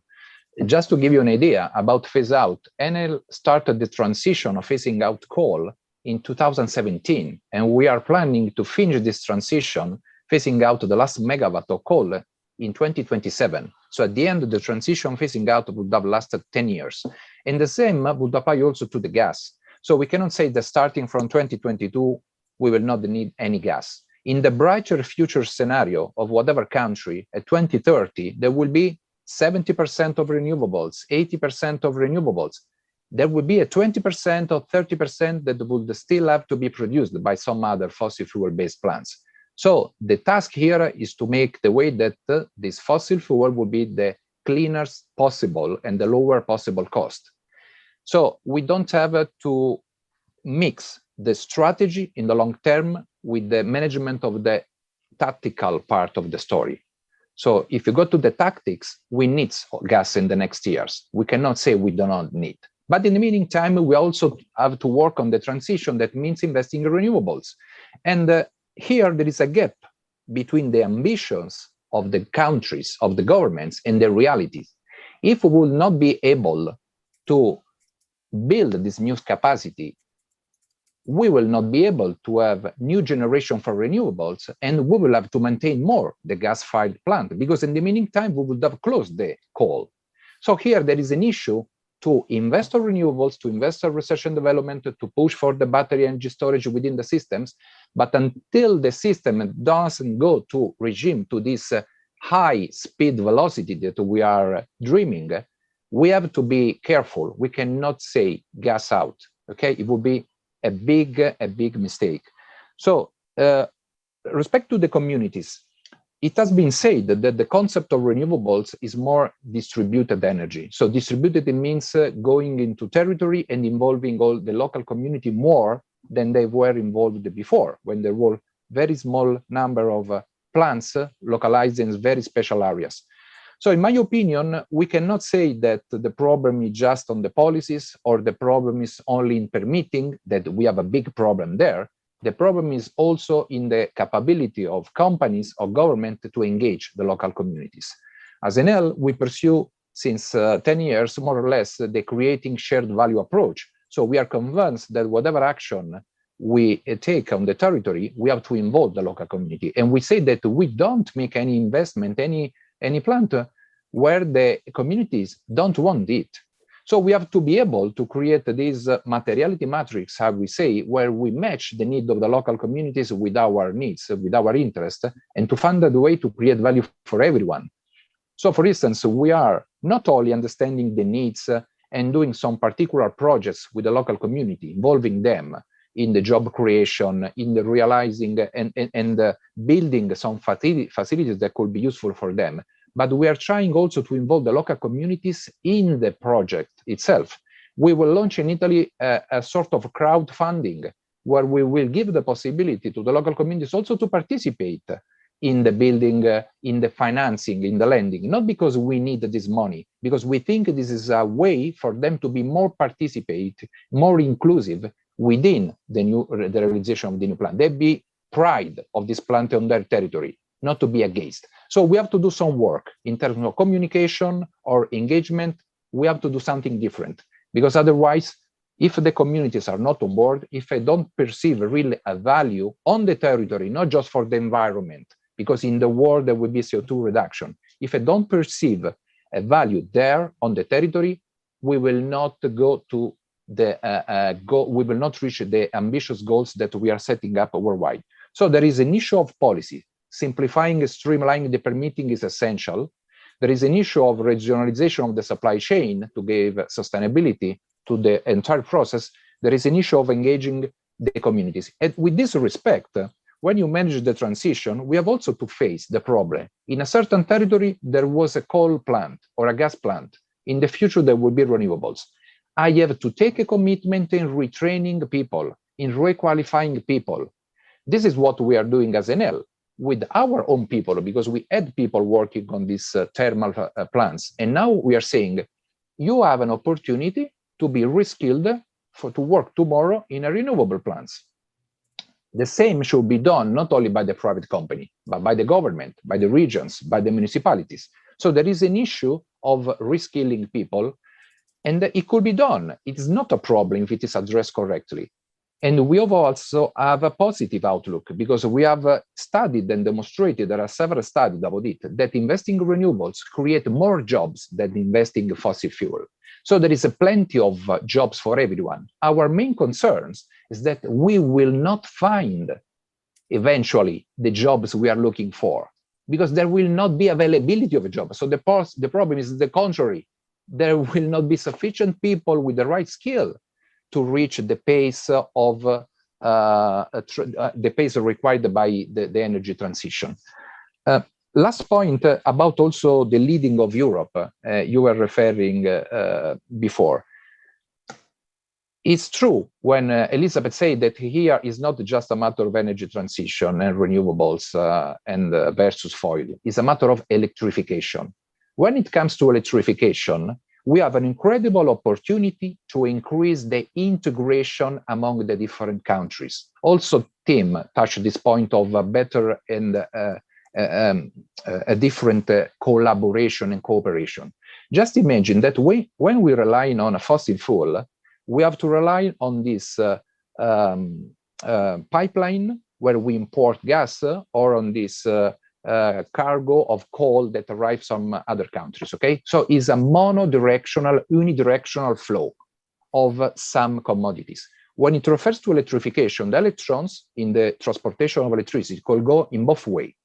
So if the countries goes into the electrification of their systems, they are forced to cooperate more, because then the interconnection among countries determines that we have to integrate the regulatory schemes. You have to integrate also the markets of electricity. So it's a strong opportunity that we cannot miss to increase, for instance, in Europe, a strongest cooperation and a stronger integration. And this is an occasion, for instance, for Latin America also, to pursue a higher integration among all the countries of the continent. And the same is true for whatever countries.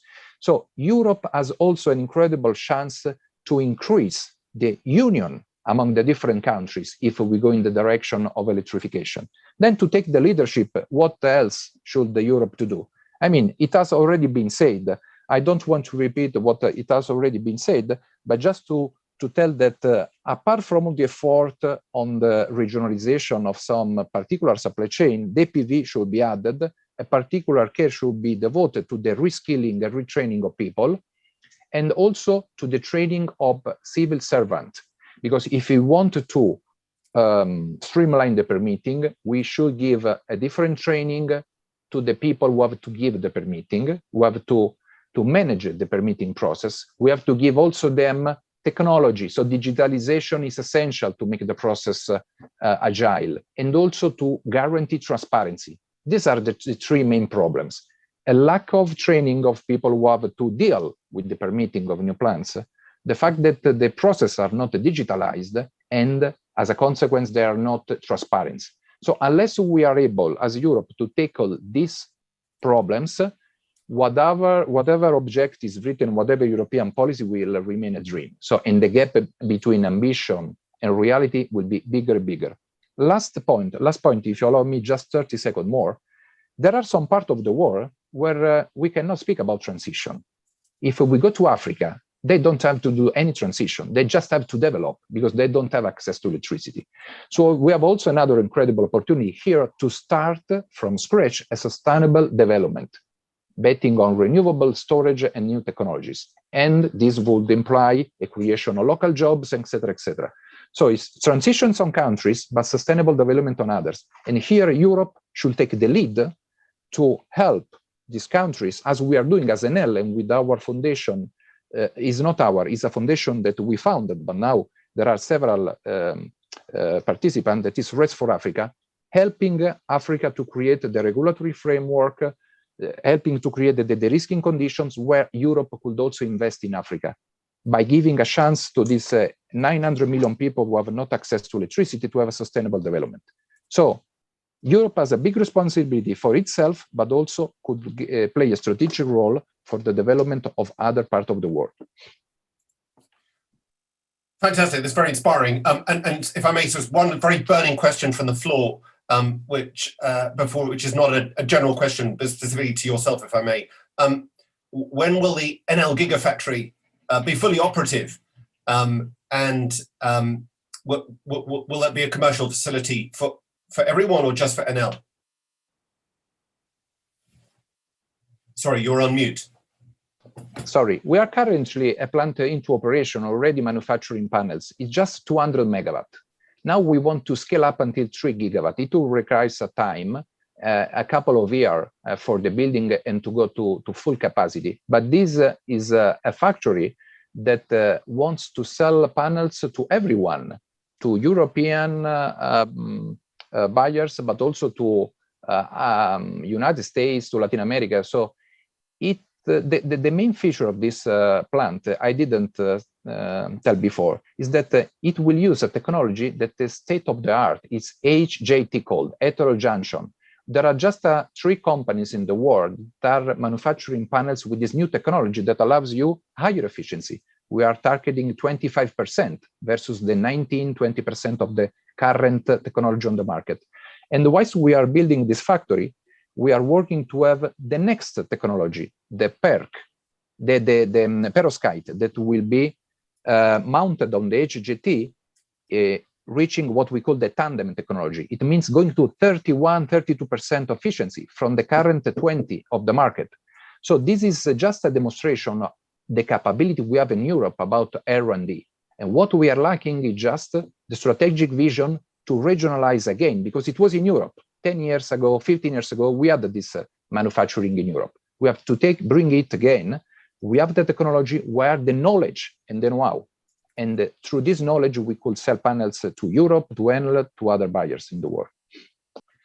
Fantastic, thank you very much. And now moving on to the third question, if I may, to Elizabeth Press, which is, could you talk a little bit more possibly about some of the key barriers to change? You mentioned barriers to change in general, but could you talk about some of the key barriers to change, specifically with regard to the geopolitical barriers to this energy transition, please?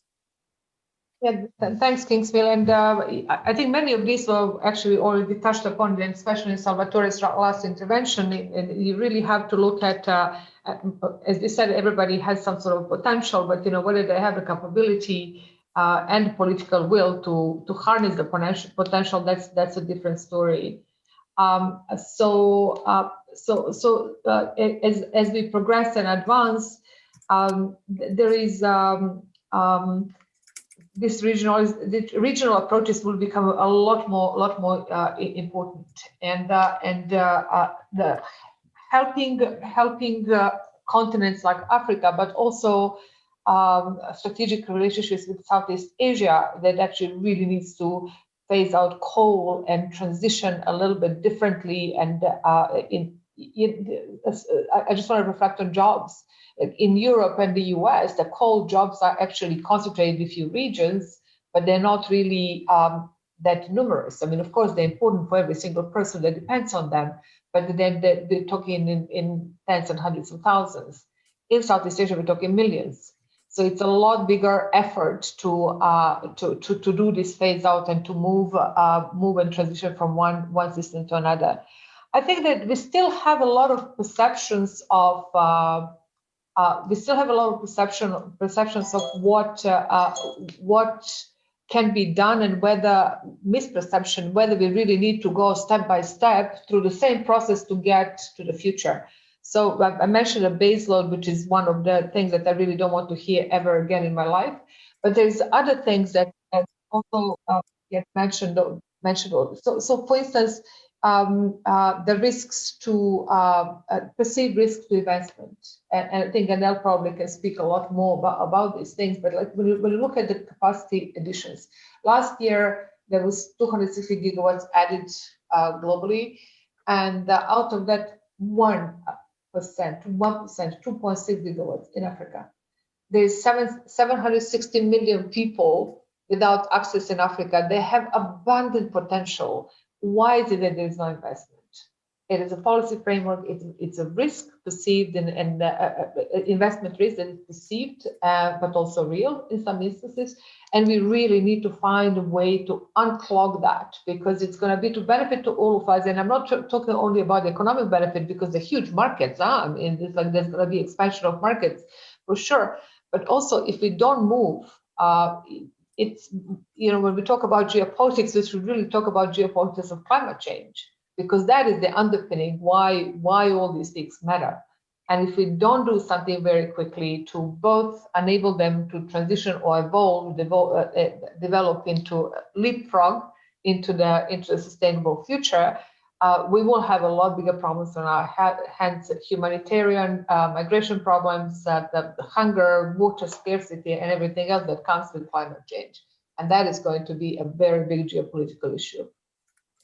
Well, that's a real call for action, which I guess segues quite nicely onto a question for our final speaker, whose job it is, after all, to do that specifically. And Tim, I think you mentioned that there are certain countries which don't have access to renewable technologies. So it'd be interesting to elaborate on that, because, of course, they are in theory available, but as you say, in practice, certain countries are unable thus far to implement them. So it would be interesting to unpack why that's the case, and more specifically, what we need to do. As Elizabeth says, what do we need to do to make sure that this flows? I think the IEA's latest calculation was it was going to cost only $5 a ton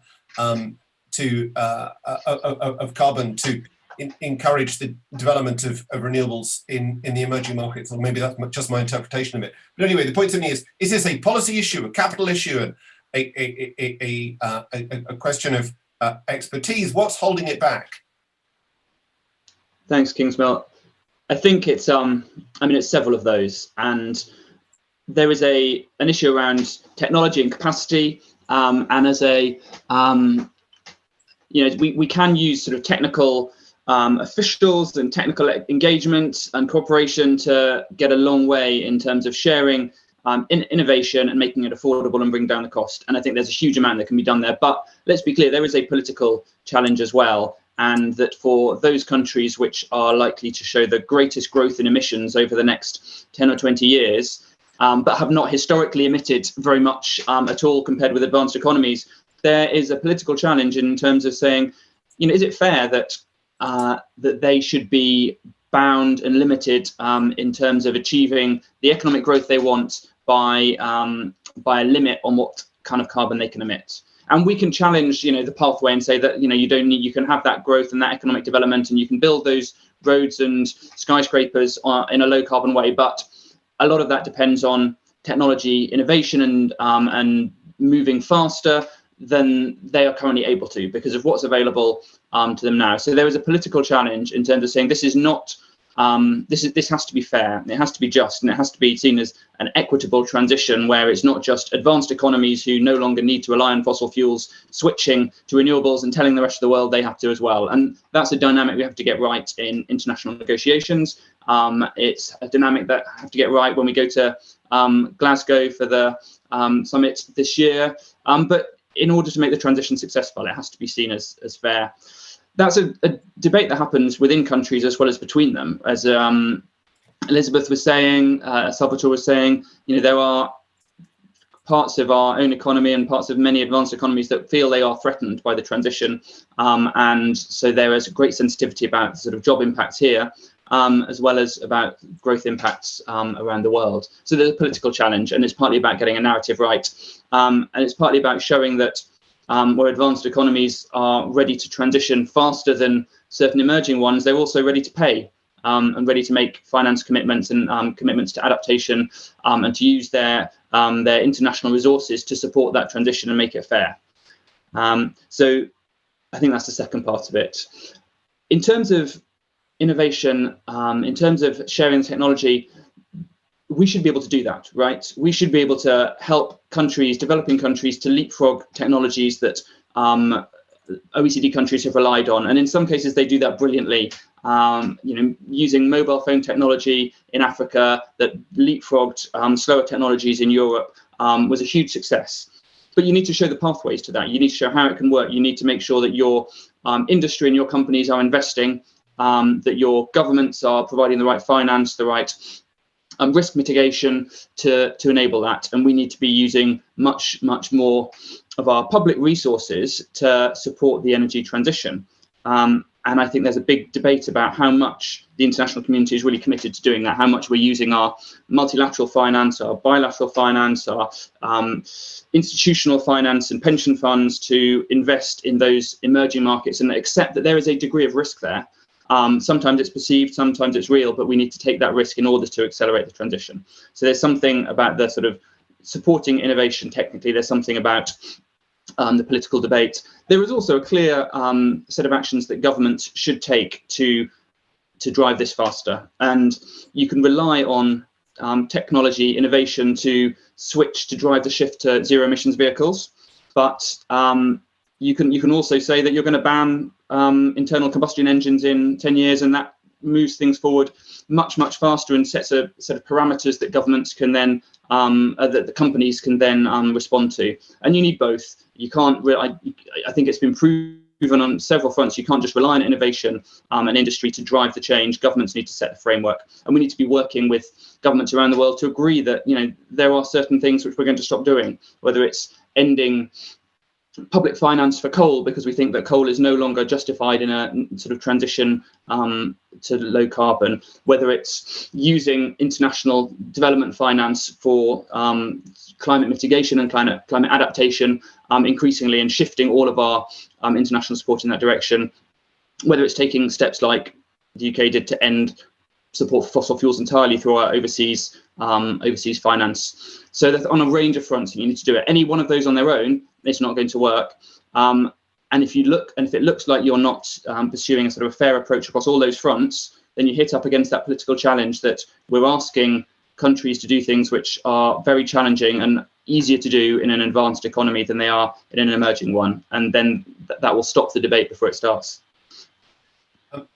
Fantastic. So indeed, as you say, it's a combination of local action and international support in order to get the job done. I think there's some excellent work done, for example, by Climate Scope, calculating the link between policy action and capital flowing. Anyway, so we now come to the final part of this this discussion. I'm afraid we have 5 minutes left, but in fact it's ranged so widely that's probably fine. There are several questions from the floor. So the first question is slightly off topic, but I feel that this group of people is extremely well qualified to answer it, which is, well, the first part is what is the primary achievement of Paris, but the second part possibly is more relevant to this discussion, which is what do we want from COP?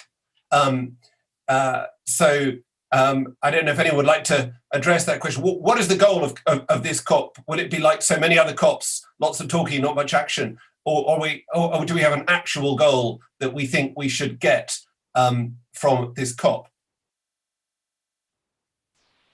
Maybe I should have a try at that one, Kingsmill, but I'd welcome the views of others as well, because it is COP is an international collaboration, regardless of where it's hosted. But driving a consensus, changing the tone of the international debate so that we can reach agreement on a transition, on a pathway towards net zero that not just advanced economies, but emerging economies and developing economies can feel bought into. The science is clear that if you want to keep 1.5 degrees within reach and avoid the worst impacts of climate change, then we need to take radical action to decarbonize our economies by the middle of the century, and trying to build a consensus that that is something that can be done and that can bring developing countries with us because they feel they have the finance and the support to do that is clear. So I think there's a key thing about setting that sort of overall agenda, setting that overall ambition, and I don't think that is widely agreed at the moment. It's in certain sort of groups, it feels like everyone only talks about net zero 2050, but you broaden out the debate and there is not consensus on that. And trying to achieve that is a significant part of COP. But there's also about showing the practical steps you take to get there. So how do you set nationally determined contributions and long-term strategies that don't just have a sort of 30-year goal, but say what you're going to do in 5 years and 10 years and 20 years to decarbonize your power systems or your transport systems or your industry. And having really clear practical actions from people and from countries to do that is key. And I guess it's about bringing this together so that, as we said, it's not about governments making commitments, because commitments are a small part of the solution. It's not just about companies sort of showing innovation, but that's key. It's not just about sort of climate activists talking about the need for greater ambition for the to support future generations, but actually that ambition has been a larger part of what's driven us all and driven governments to move faster. It's about bringing all of those things together and trying to show some sort of united front. Fantastic. Would anyone else like to since we are, I guess, suddenly running out of time, have a if I make this a democratic way, if people would like to offer any concluding remarks and specifically comment on this question, starting possibly with yourself, Bruno. What's your goal from that, and specifically with regard to this wider issue of helping achieve some of the geopolitical goals? Yeah. Well, as Tim Stern rightly pointed, I mean, there is a lot of talk always and a lot of announcements that are made in terms of reaching our goal, which is net zero. I think COP now has a great tailwind from the net zero report of the IEA, and also the inertia that started back with the Paris Agreement, which is by far the largest achievement of that particular event, right? Everything that was set in motion afterwards in terms of climate commitments, the shift from a sort of top-down approach to a bottom-up, right, where countries voluntarily come up with their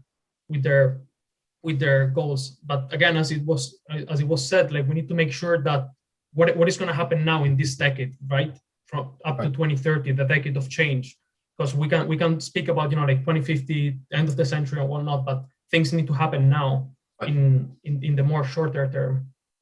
Fantastic. And to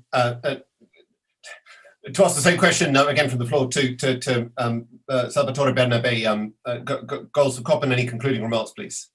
Yes, I agree with Tim's and Bruno's points. I would like to add that I think that should be understood, should pass the principle that, first of all, we need really to change our way to do things, our behaviors, our way to produce or to manufacture things, our way to use energy. So I think a commitment should come out saying that there should be a really objective in demand reduction, because it's right, Tim, when he says that the first goal should be to reduce the demand. But the second goal should also be clear about the fact that we should change the way we behave, that it means really reduce CO2, not thinking to shortcuts like offsets or other different way to reach a net zero that is just on the paper. Because saying that starting from 2030 till 2050, we bet more on some kind of exotic offset of CO2 is postponing the solution of the problem. So I expect that there will be a consensus in saying we have to change the way we live at the end of the day, and not only on the energy sector, because my perception is that there is a strong focus on the energy sector impact that is the most important contributor. So it's right to start from there, but we have also to start thinking more loudly about the contribution of agriculture, the contribution of transportation, the contribution of the buildings, and consequently setting more ambitious goals also on these other sectors that contributes to the problem. So reflection on the demand, reflection on the problem is to be shared among the different sectors, not only the energy one. And at the end, I mean, there is a long-term versus short-term action. I agree with Tim. Some of the countries, also companies, speaks about 2050, but we need to recover the sense of urgency, that it means having also clear milestone in the short term. Fantastic. Thank you very much. The very final word, as ever, goes to Elizabeth Press from IRENA. Elizabeth, would you like to comment on this question and about COP, and also your final concluding remarks, please? Yeah, I'll wrap them in one, Kingsville, thank you. And I want to say that the COP as an event is an important one, but I think the process leading to it is even probably more important. So when you think about the structure and the NDCs, they're supposed to be the tools that help us do many of these things. When Salvatore just mentioned agriculture, the NDCs are structured in a way they're supposed to be looking at both mitigation and adaptation sides, and we are coming to this COP with a new set of NDCs. So my hope for COP is that we're going to come out with a sense of optimism because things are better. I worked with 70 countries in last year on the energy parts of NDCs, and countries really want to do things. But we also need to be a little bit patient. Coming from the global north, we need to recognize that people have different priorities. People have different timelines. People have different endowments, capacities. And it's not very binary that like, if I give you this, you can do that. It doesn't work like that. I think we need to allow also for communities and countries that they're not in the same space from the context of climate. Some they're wondering about really high unemployment. They're wondering where they're going to feed their children tomorrow and whether they're going to have health services. They also need to have their time to do what they need to do, and we should not push them to think about 2050, but help them deal with the day-to-day problems they're facing today. Fantastic. Well, that's all, with those very wise words. I'd like to thank our four excellent speakers for this very entertaining, useful session. And I think we'll wrap up there and move on to the final session of the day. Thank you very much, everybody. Thank you to everyone. Bye. Thank you. Bye.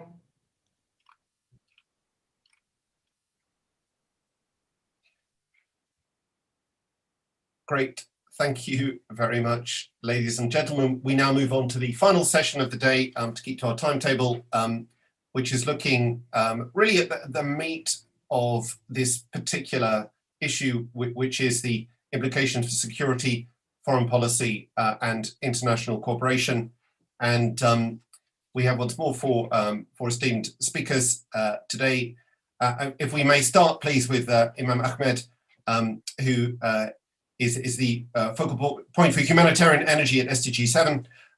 There's also a mechanical engineer I see doing a degree in environmental technology, which sounds very exciting and interesting. But if I may hand over to you, the floor is yours. Thank you so much, Kingsmill, and thank you, ISPI, and the British Embassy for organizing this thought-provoking conference and for giving me this opportunity to be here and present one aspect of the youth perspective on what energy security entails in the ever-changing geopolitical landscape. Climate change is a global challenge that requires multilateral cooperation and a global outlook, but a local approach. And our mitigation and adaptation policies, including our global and national energy policies and frameworks, should be able to reflect that. Energy is integral to all aspects of human welfare, including security, food production, water, health, education, and shelter. And our current energy transition and sustainable development discourse involves a lot of talk on leapfrogging, adaptation, and integration of renewable energy technologies, diversification of the energy mix, utilization of negative emission technologies, and carbon offsetting technologies. However, we need to be able to ask ourselves what that actually means to agricultural economies that are also developing and how they can be part of the energy transition without depending on fossil fuels, but also without jeopardizing their food and water security, a growing threat and a challenge that we are currently witnessing in East and North Africa. That is also why I believe that there is a huge need in recognizing the water, energy, land, and food nexus in our ambitious energy targets in order to have an inclusive energy transition, especially in the global south, a region with a growing economy and a young population, but also a very vulnerable region that is hosting currently around 86% of the world's refugee population. This also brings us to the topic of climate change, climate refugees, climate mobility, and climate migration, which are all looming concerns for geopolitical stability, the youth, and the future generation. However, it should be recognized that these are not concerns existing separately, but are rather cross-cutting, that are affected by the already existing economy, job access, and infrastructure. Hence, this can be addressed via proper energy transition policies and a green economy model. This also raises an important question, which we all should address in regards to what our response to these challenges is. Is it an increase in border securitization, or rather making sure better adaptation policies are implemented? As a final note, our global framework should be able to be multidimensional and listen to the voices of the youth and vulnerable communities. There is no one-size-fits-all solution. We need to be able to involve indigenous and grassroots initiatives in our global discussions, highlighting their work and ensuring that they are active stakeholders in the energy transition. This means continuous work on capacity building on a local level and at times a complete overhaul of the education system. It also means allocating funding for youth, refugee, and women entrepreneurs and making them not only consumers, but prosumers. And the diverse projects that we are witnessing, such as the Yemen Microgrid Girls Power Community in Apps, or the Clean Cooking Initiative by the Women in Pastoralist Youth Development Organization in Dullo-Ado, Ethiopia, show that we are on the road for a more inclusive energy transition, and I'm very eager to see what more can be achieved. Thank you. Fantastic. Thank you very much, Iman. Quite right. We shouldn't fall into the trap of imagining that one size would fit all, as you say. Moving on to the second speaker, who is Gianpaolo Coutillo, who is head of the Energy, Environment and Sustainability Unit at the Italian Ministry of Foreign Affairs, and of course a former ambassador to Azerbaijan with its very rich oil resources, highly relevant to this debate. Please, the floor is yours. Sorry, you're muted. Oh, sorry, I hope you can hear me now. We can hear well, thank you. Okay, so good morning, everybody, and thank you. I think I will say a few words on what is the role of foreign policy today. Actually, I've been a career diplomat for the last 3 decades, and it never came to my mind in my early years that I might someday become a climate or a green diplomat, for the simple reason that there has been no such a figure till recent times. It's true that the Rio conference dates as far back as 1992, but it's only following the Paris Agreement that energy transition and climate change diplomacy have become so pervasive in global public conversation. In reality, however, we know that energy and climate are not new components of international relations, and they have been out there for a long, long time. You were mentioning that I've been ambassador of Italy to Azerbaijan a few years ago when the TAP, the Trans-Adriatic gas pipeline, was being built. That was a typical example of energy diplomacy focused on securing a diversified energy supply from a producing country like Azerbaijan to consuming countries in Europe, in Italy and in Europe. TAP, which is now completed, is a success story and a sign of how energy may play a geopolitical value, bringing about cooperation and prosperity through transnational cooperation. Today, however, in our ministry here at the Farnesina, but as many other foreign ministries around the world, energy and climate diplomacy have assumed a much higher significance. And not surprisingly, they have become a key component of foreign policy and international security. When we speak of the inextricable link between the clean energy transition and the global warming, as we clearly do in our G20 presidency, by hosting in Naples on July 23, the first ever joint energy climate ministerial, we go deep and touch the very foundations on which our economic models have been built. States, as we know, may differ, and they do differ, unfortunately, on global issues such as human rights, migrations, international trade, disarmament, and many others. But they do converge, at least in principle, on the absolute priority of tackling climate change. The thing is that once agreed on a principle, the international community has then to cooperate and share responsibilities while getting ready to a radical transformation of our economies, societies, and lifestyles. We know well the numbers, but allow me to once again mention some of them to understand the magnitude of the change required if we want the world to be climate neutral by mid-century. We know that solar must increase 20 times from now to 2050, wind by 11 times, fossil fuels must fall from 4/5 of total energy supply today to around 1/5. By 2030, electric vehicle sales need to increase 18 times. Electricity supply must reach 90% generation from renewables, and it's only 25% today.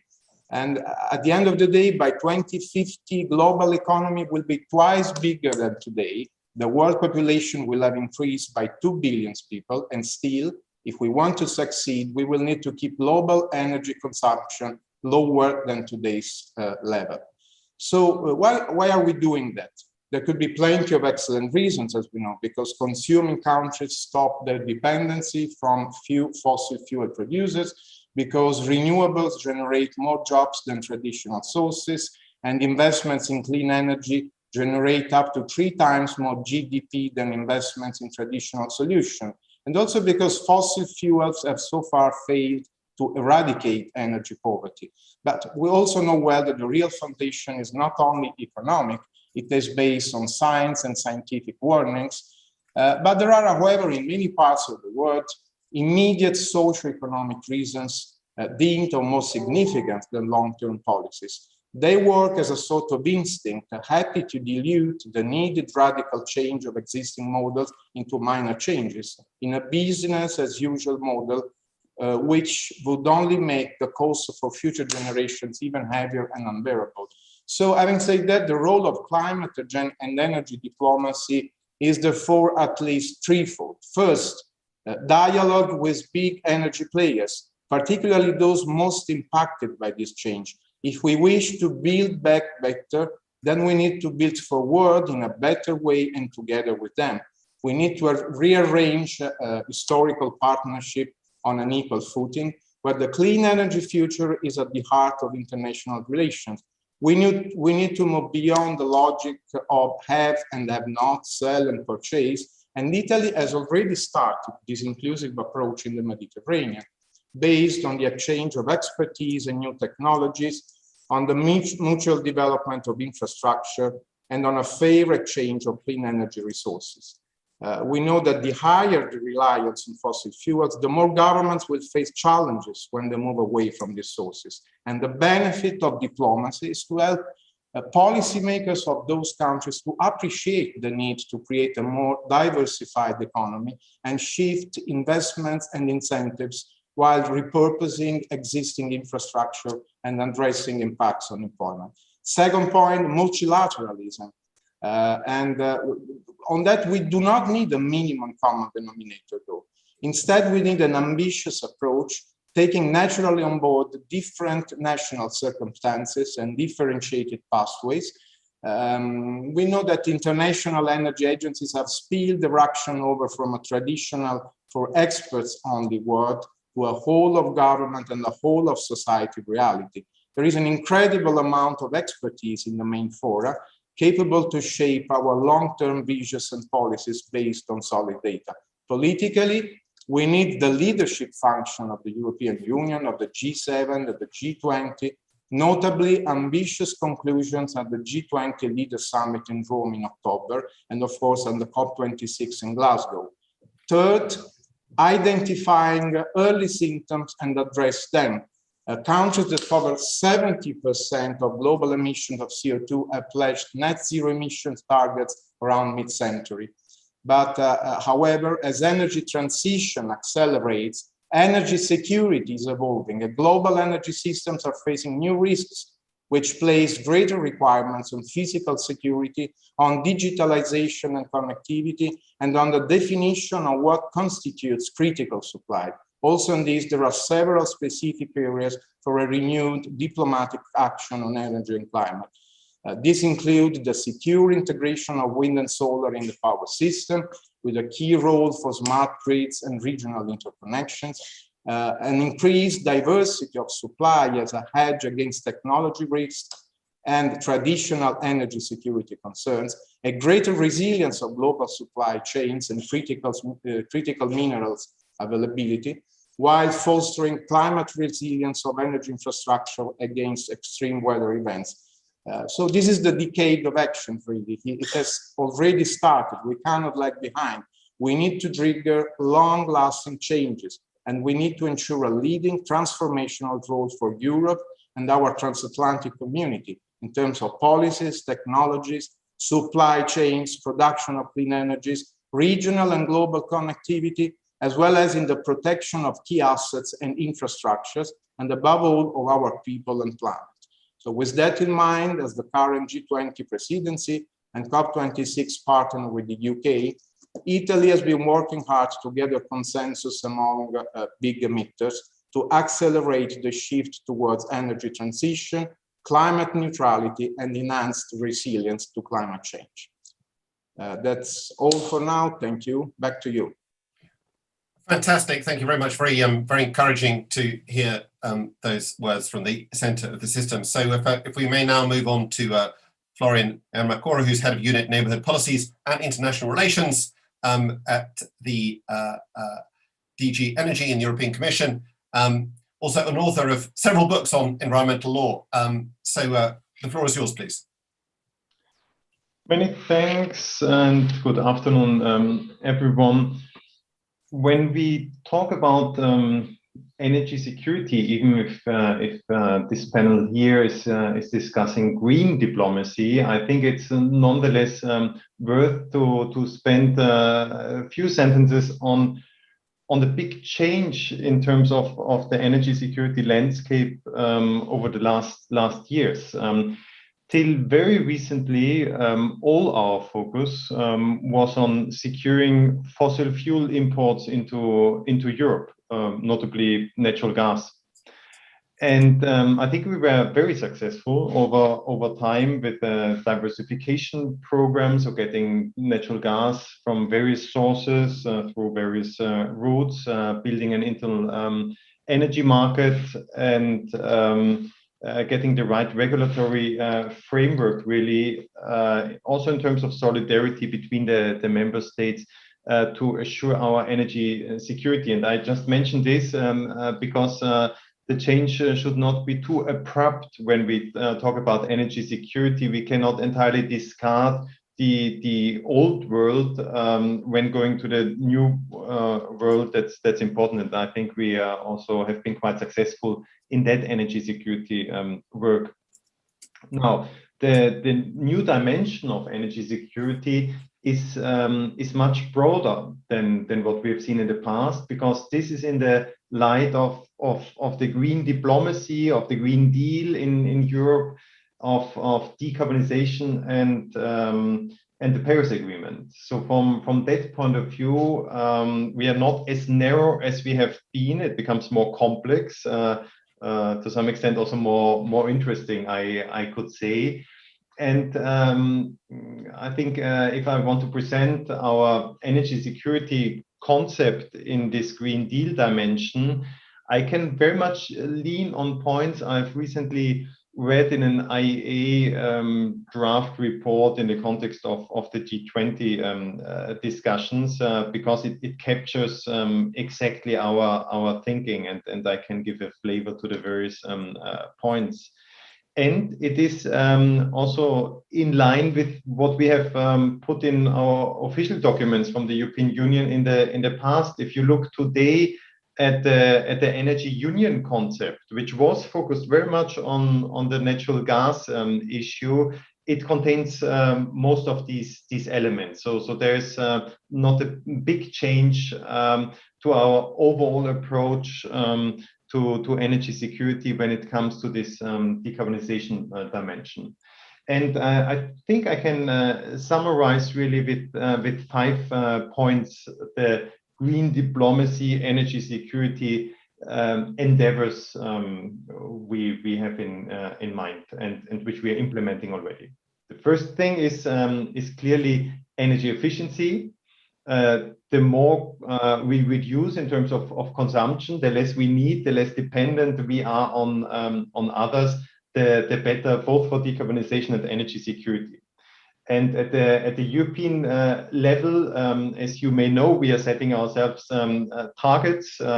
We have, for the moment, for 2030, foreseen a 32.5% increased energy efficiency target. And for the moment, as we are upgrading and have upgraded our decarbonization target for 2030, we are about also to upgrade our energy efficiency efforts and targets. You can expect the Commission legislative proposal by mid-July on this. So this is the first point, energy efficiency, and there are many further things to say, but that's maybe for the discussion. I don't want to start boring you on this. The second evident point is the need to expand renewable energy.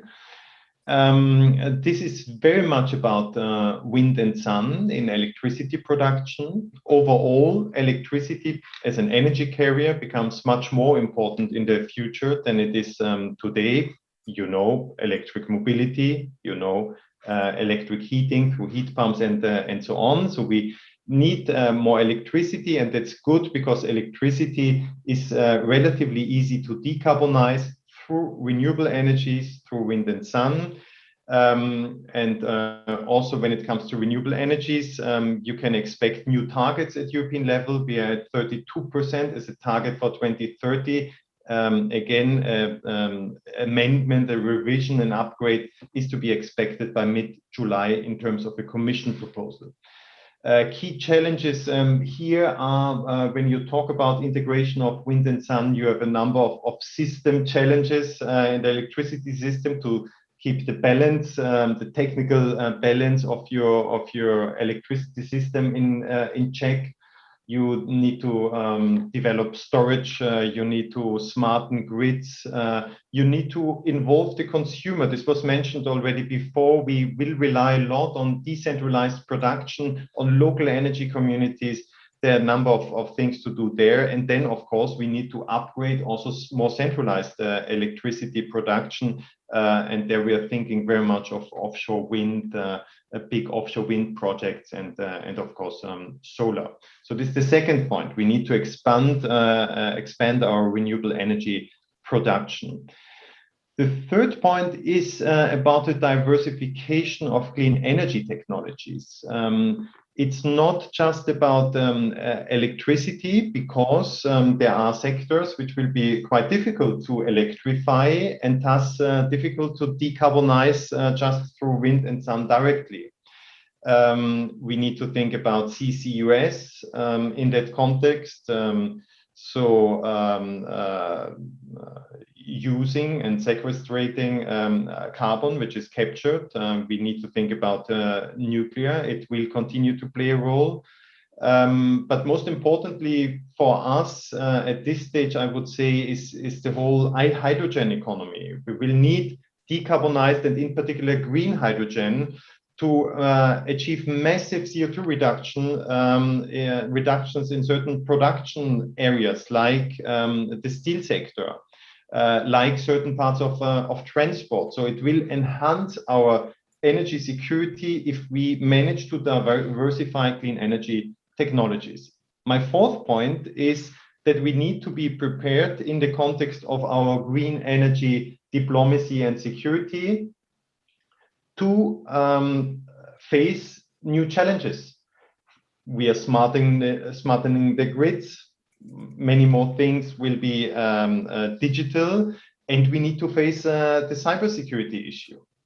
We will be dependent on new minerals and metals, and we need to think about how to procure also in the long term these critical raw materials. My fifth point may be the most important in terms of global energy security. This is about how do we deal with regions in the world which depend on this stage on the production and consumption of fossil fuels? This is a big subject, and it goes together to some extent with the issue of energy access. We see, for example, in parts of Northern Africa, but that's true for various countries in the world, high dependence, economic dependence on the export of fossil fuels. This makes large shares of the national budgets, and we need, in response, to give also those countries a perspective in the green energy transition. Otherwise, we will have massive problems which will go well beyond the energy sphere. So I summarized the main five points of our energy security program and challenges in terms of the new Green Deal. Thank you, Florian. I think. Okay. Sorry if I may interrupt just there. Simon, thank you very much for that. I just want. I'm conscious Simon needs to leave in 5 minutes. Okay, fine. That's fine. You've heard. I leave the summary and then for discussion. And perhaps we could come back to that summary. Very interesting. And if I could just maybe for Simon Sharp, who is Deputy Director in Energy for COP26, and is a very famous author of many reports, including one on accelerating the lower carbon transition. If I may hand over to you, Simon, very brief intervention, and again, apologies, Florian, for interrupting at the very end of your presentation there. Thank you. Thanks, Kingsmill, and hi everyone. Really happy to be doing this event together with our COP26 co-host, Italy. Really appreciated all the remarks of the speakers so far. I think I'm finding myself very much in agreement. I wanted to share a few comments on the question about implications for international cooperation in this session, because that's really a focus of what we're doing on COP26. People have already said the context is we have to go massively faster. We actually need to decarbonize the global economy 5 times faster in the coming decade than we've managed over the last 2 decades. And we will only have a chance of doing that if we work together in the right kind of way internationally. The IEA had a report out recently where they said, without the right kind of international collaboration, the transition to global net zero could be delayed by decades. So what does that actually mean? Since this is a whole session about geopolitics, I just want to make a few remarks about interests, countries' interests. The first is that we often hear campaigns to keep it in the ground, keep the fossils in the ground. But actually, all of the leverage for getting fossils out of global markets is on the demand side.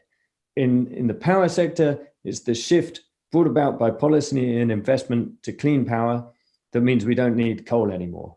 In transport, it's regulatory changes in road transport and similar in shipping and aviation that mean we don't need oil anymore.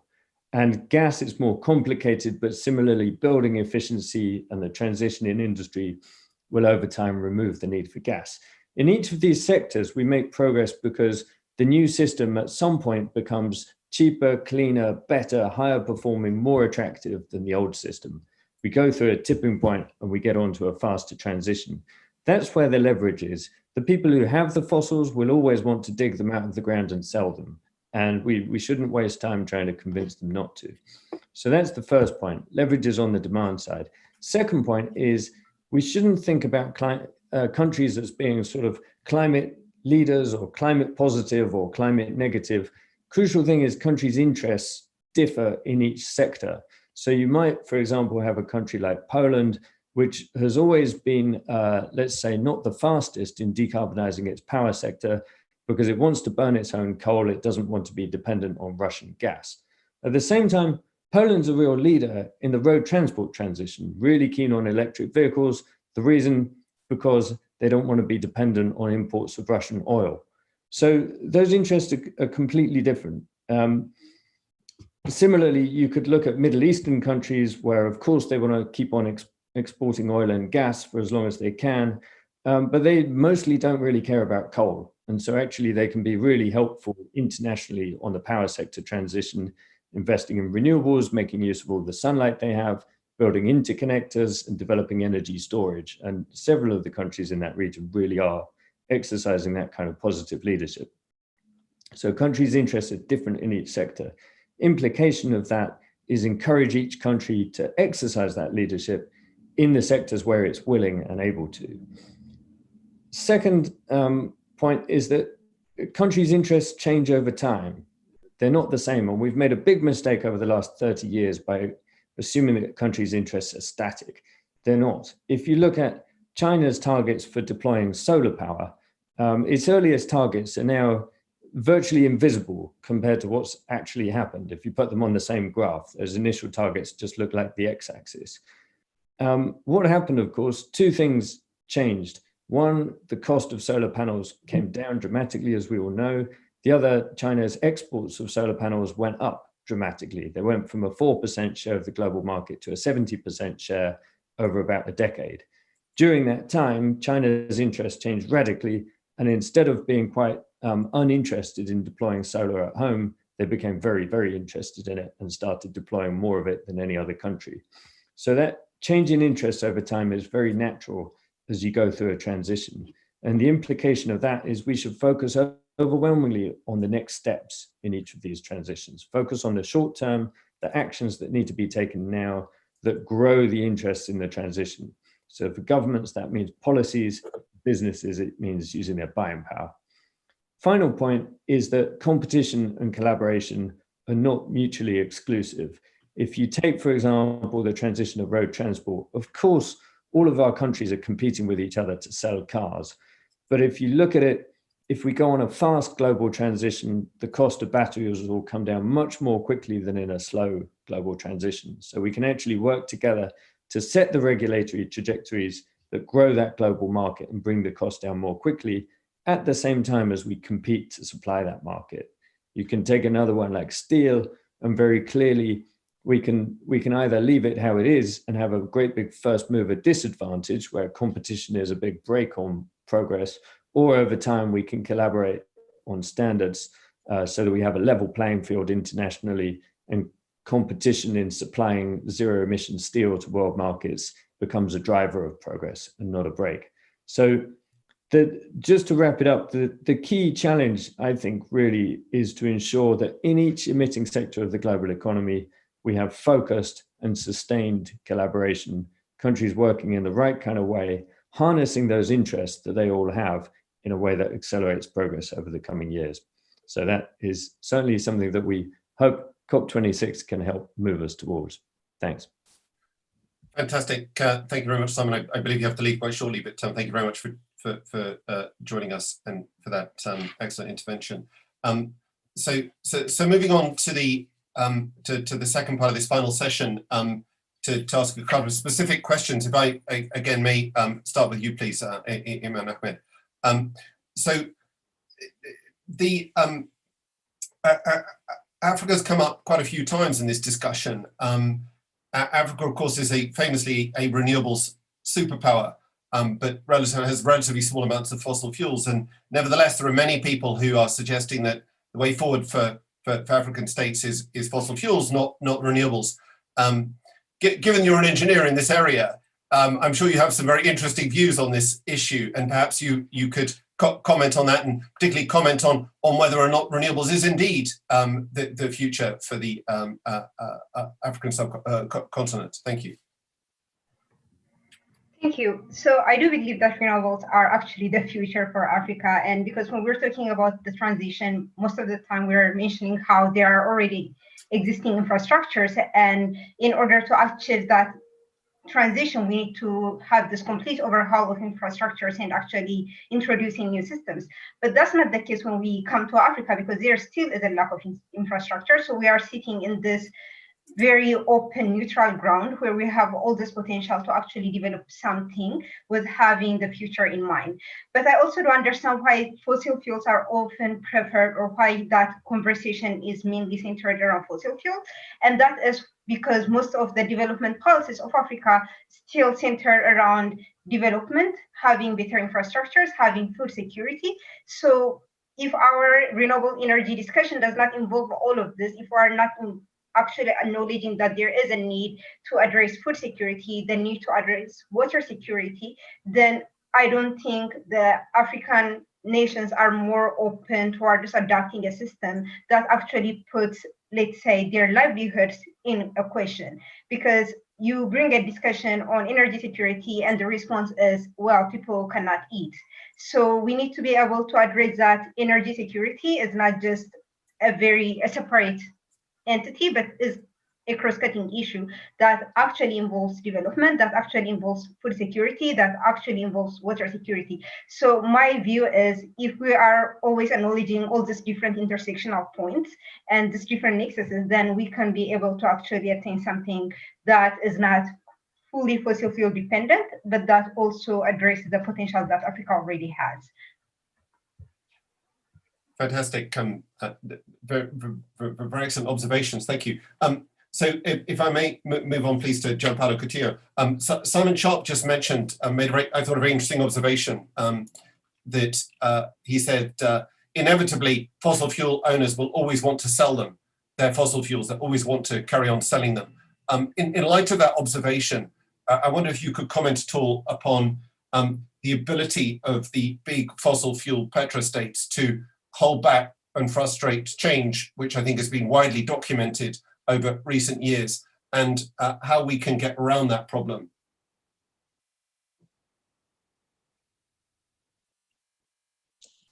Yes, thank you. Well, on petrostates, actually, the concept of diversification in energy producing countries is not new.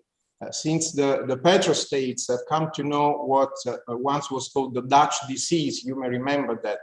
I mean, the imbalance trade due to energy exports and the pressure of local investment. So it's economically, it's not a new problem for them. And it's already a couple of decades that some of these countries are talking about diversifying their economies, building a new vision for the economic future, for their economic future. Now, the issue, of course, is even more compelling since the fossil market revenues are probably doomed to shrink in years from now. And so they even more need a vision for the future. I believe this is basically or mostly a matter of governance. You know that in some of these countries, investments rely heavily on sovereign funds. And these are the funds who basically manage large parts of these economies. It's easy also to see different experiences around the world. Just in my personal experiences, I've seen how, for example, a country like Venezuela has managed its oil revenue, or on the other side, we were mentioning Azerbaijan before, they have done it in a very different way, which is evidence. Now, the thing is that for the years to come, markets, and I'm talking about financial markets, will mostly follow sustainability. They will not be ready anymore to finance polluting projects, let's say so, which are intensively based on fossil fuels. So the sooner as they do this, the better for them, but also for us, importing countries, consumer countries.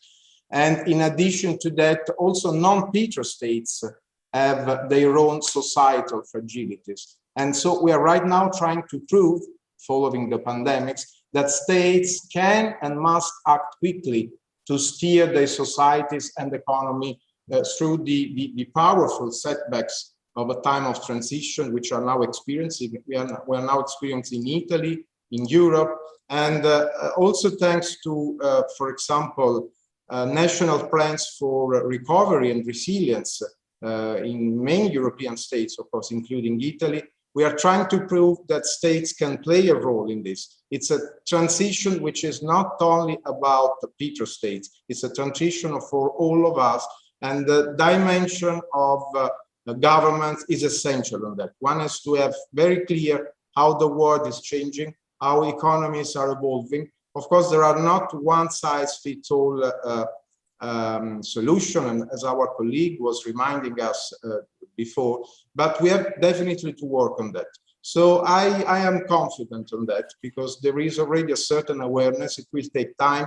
There are specific national circumstances that, of course, must be understood and respected. But at the end of the day, there is no other option.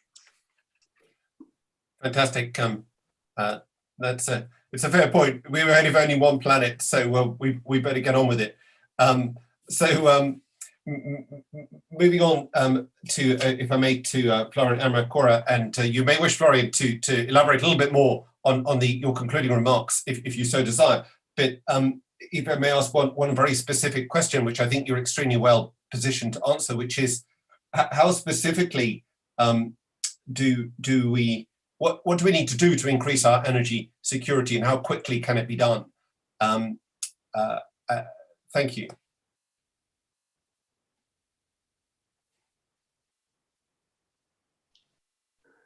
Thanks. That would be the summary of what I said before. That we focus collectively on energy efficiency, and there are a number of technologies and measures with which we have quite some experience in the European Union. We are looking very much at buildings for the moment, and this is also something of interest worldwide. I guess the experience we make there. Deployment of renewables, as I mentioned, with the huge potential which was mentioned more than once here in this round, in particular for wind and sun.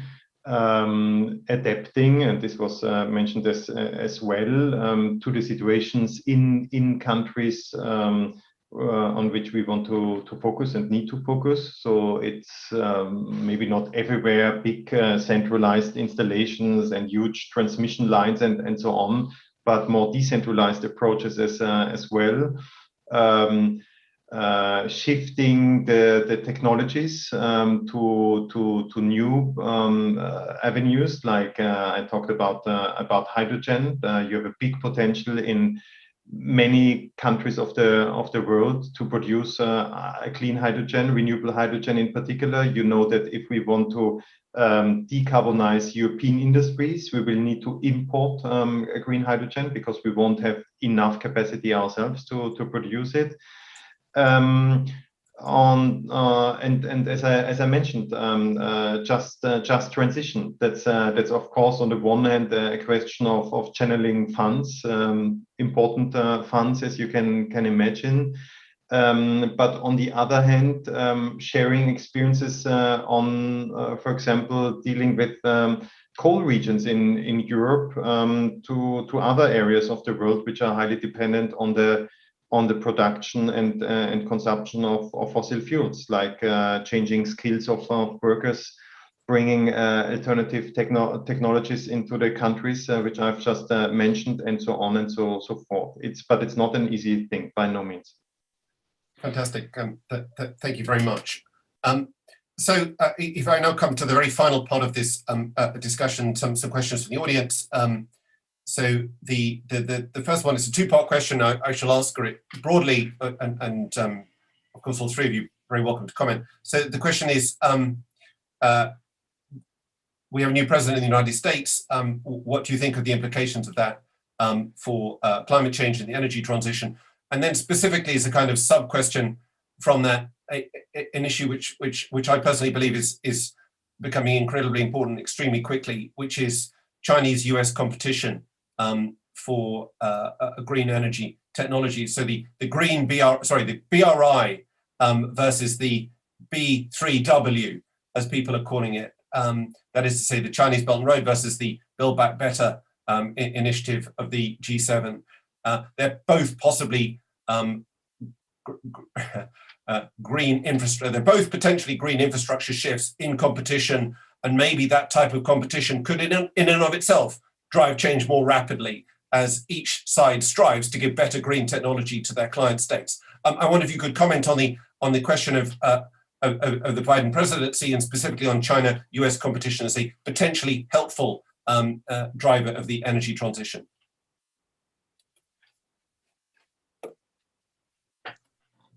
Shall I start? Please, you are the diplomat. Okay, thank you. Well, this is of course a key issue, and at the moment we are all very, very happy about the return on the scene of the US. We have seen how committed they are, starting from President Biden. So there is no doubt that this is excellent news, and this might also be a game changer again. Having said that, it is important that in this field, which is all based on international and global cooperation, we do have a set of rules and a level playing field. Now, we know that a potential issue is certainly related to the perspective that we have for climate neutrality. If we talk about mid-century, it has been clearly stated by us in Europe, by the US, that we are talking about 2050. Some other countries, including China, are still a bit far from it. I mean, they have mentioned 2060, and honestly and very evidently, this is probably going to be an issue, because we are talking about 10 years, a whole decade, which in terms of economic competition can make a huge conference, but also a huge conference on the destiny of our planet. So we know that there is a geostrategic competition here, but we also hope and we think that this might be turned into a competitive cooperation, whose likelihood, of course, is linked to some wider general political modus vivendi between the USA and China. From that point of view, I'm sure that the European Union must not be left out, and we may continue to have a proper leadership, above all by example. We clearly need in Europe to boost our policies, our industrial alliances, our common project of European interest, which means having industrial strategies in order to achieve a strategic autonomy, in a word, on this essential issue. And this must be done in a wider transatlantic framework. But at the same time, we should also be ready to meet China on shared objectives and on our global obligations towards a sustainable planet. So as we have said, I mean, our leaders have said recently that with China, now it's a matter of cooperation, competition. Our Prime Minister has also added that we need, Mario Draghi said, we also need to contest China when this is necessary, and also be very frank about our policies and our values. But on this, on climate, I believe we have an opportunity for a very virtuous competition. I mean, if we start to compete on ambition, I think this would be only beneficial for all of us, for around the world. I mean, for America, for Europe, for China, for the whole of Asia. So this is absolutely a key issue. Fantastic, yes. Virtuous competition. Would either of the other panelists like to comment upon this question from the floor, please? I can do so. I'm not sure what we do with the word competition here, whether that's really something we need or should engage in. I think cooperation is the right word and right thing, and cooperation with the US and cooperation with China, because we want to manage the global energy transition without them. And then, I don't know, competition sounds like has a certain negative connotation. And when I talk about cooperation, I'm fully on the line with Gianpaolo when it comes to our, I would say, natural leadership as Europe. Natural leadership, because I think we are the most advanced in our policies of a clean energy transition. And I'll give you one concrete example. When we look at China today and see how the electricity system, which depends very much on coal, is organized, we see that they could be much more efficient in organizing their electricity system. They could go for electricity market as we have gone for it at the European level.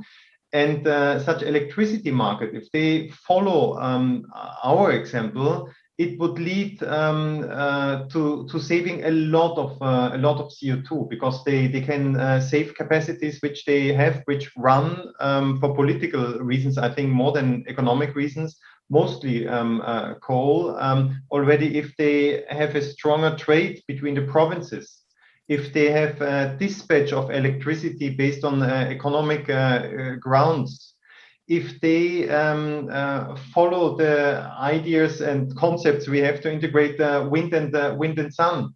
Our analysis show that if the Chinese adopted an electricity market design as we have sketched it out and practice it in Europe, they would save as many CO2 reductions as Germany is emitting, just by making more efficient their electricity system. Plus, they would save several billions of euro per year. So there's also an economic incentive. And this is only one example for how we could lead by example in terms of cooperating.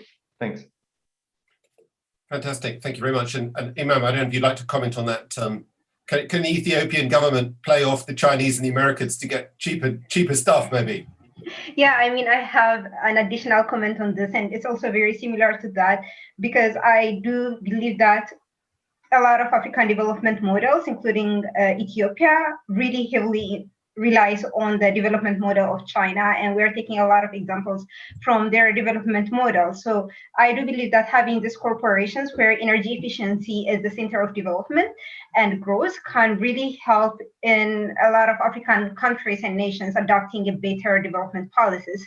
And that can be seen in the transportation sector, in the industry sector. But also one thing that I would really love to highlight is how, for example, in China, we have the bioenergy and biogas and biofuel production as well, which is also very traditional in a sense, and it's very decentralized and very local.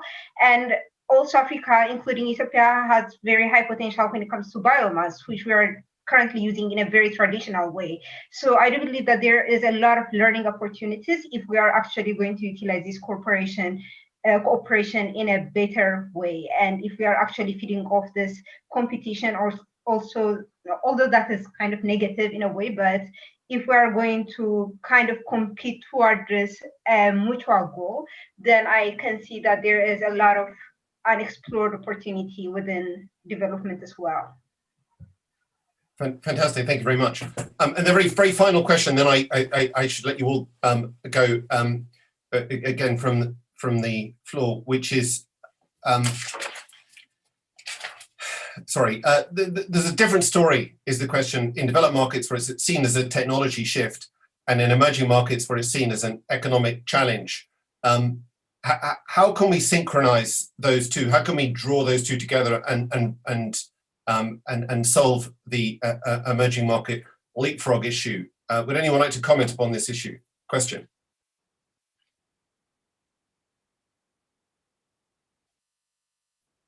Well, if not, perhaps you've already answered the answer, I suspect, to the question is that as developed market and indeed certain emerging markets such as India or China, or Chile or Uruguay, as they find solutions, so they can transfer those solutions to other countries. And I think that very much ties in with the observations that Florian was making about the importance of cooperation amongst the different nations. So I think at this stage we should draw this session to a close and thank our excellent and esteemed panelists very much for their superb comments and observations about this shift. The organizers have asked me very briefly to draw together all three sessions in a final concluding couple of comments. So if you'll bear with me for a moment, I shall do so. I want to reference an Italian philosopher, since this is an Italian event after all, Gramsci, and his famous quote, "The old is dying, but the new cannot be born," that I think precisely encapsulates the energy transition at the moment. It's extremely difficult. It will require very significant shifts. And as our very first speaker said, that creates extraordinary opportunities for the youth to seize this moment. And then, as many other speakers have said, it also creates many, many risks, both surrounding the geopolitical consequences, the weakness of the petrostates, the competition or potential competition between states, the resistance to change, the rise of populists who seek to seize this moment in order to advance their own agenda. So it is a moment fraught with risk. And I think, therefore, there are three final conclusions that one can draw from this that our esteemed panelists and in this session and the other sessions have made very, very clear. First of all, we need to think about this. We need to think about it a lot harder. And we need to address this as adults rather than a constant series of low-grade debates. We need to recognize facts and debate this as adults. Secondly, in light of the shift that's going on, that we need to prepare for this, and it doesn't really help to hide our head under a rock and pretend that change is not happening. We need to prepare for it, well in advance. And then thirdly, to conclude on a positive note, we need to seize it. As one of the other speakers said very eloquently, there are fantastic opportunities out there, but we can't just sit around waiting for somebody to do it. We have to go and do it. And on that note, I will hand back to the organisers if they're still there, and thank everybody for attending this excellent event.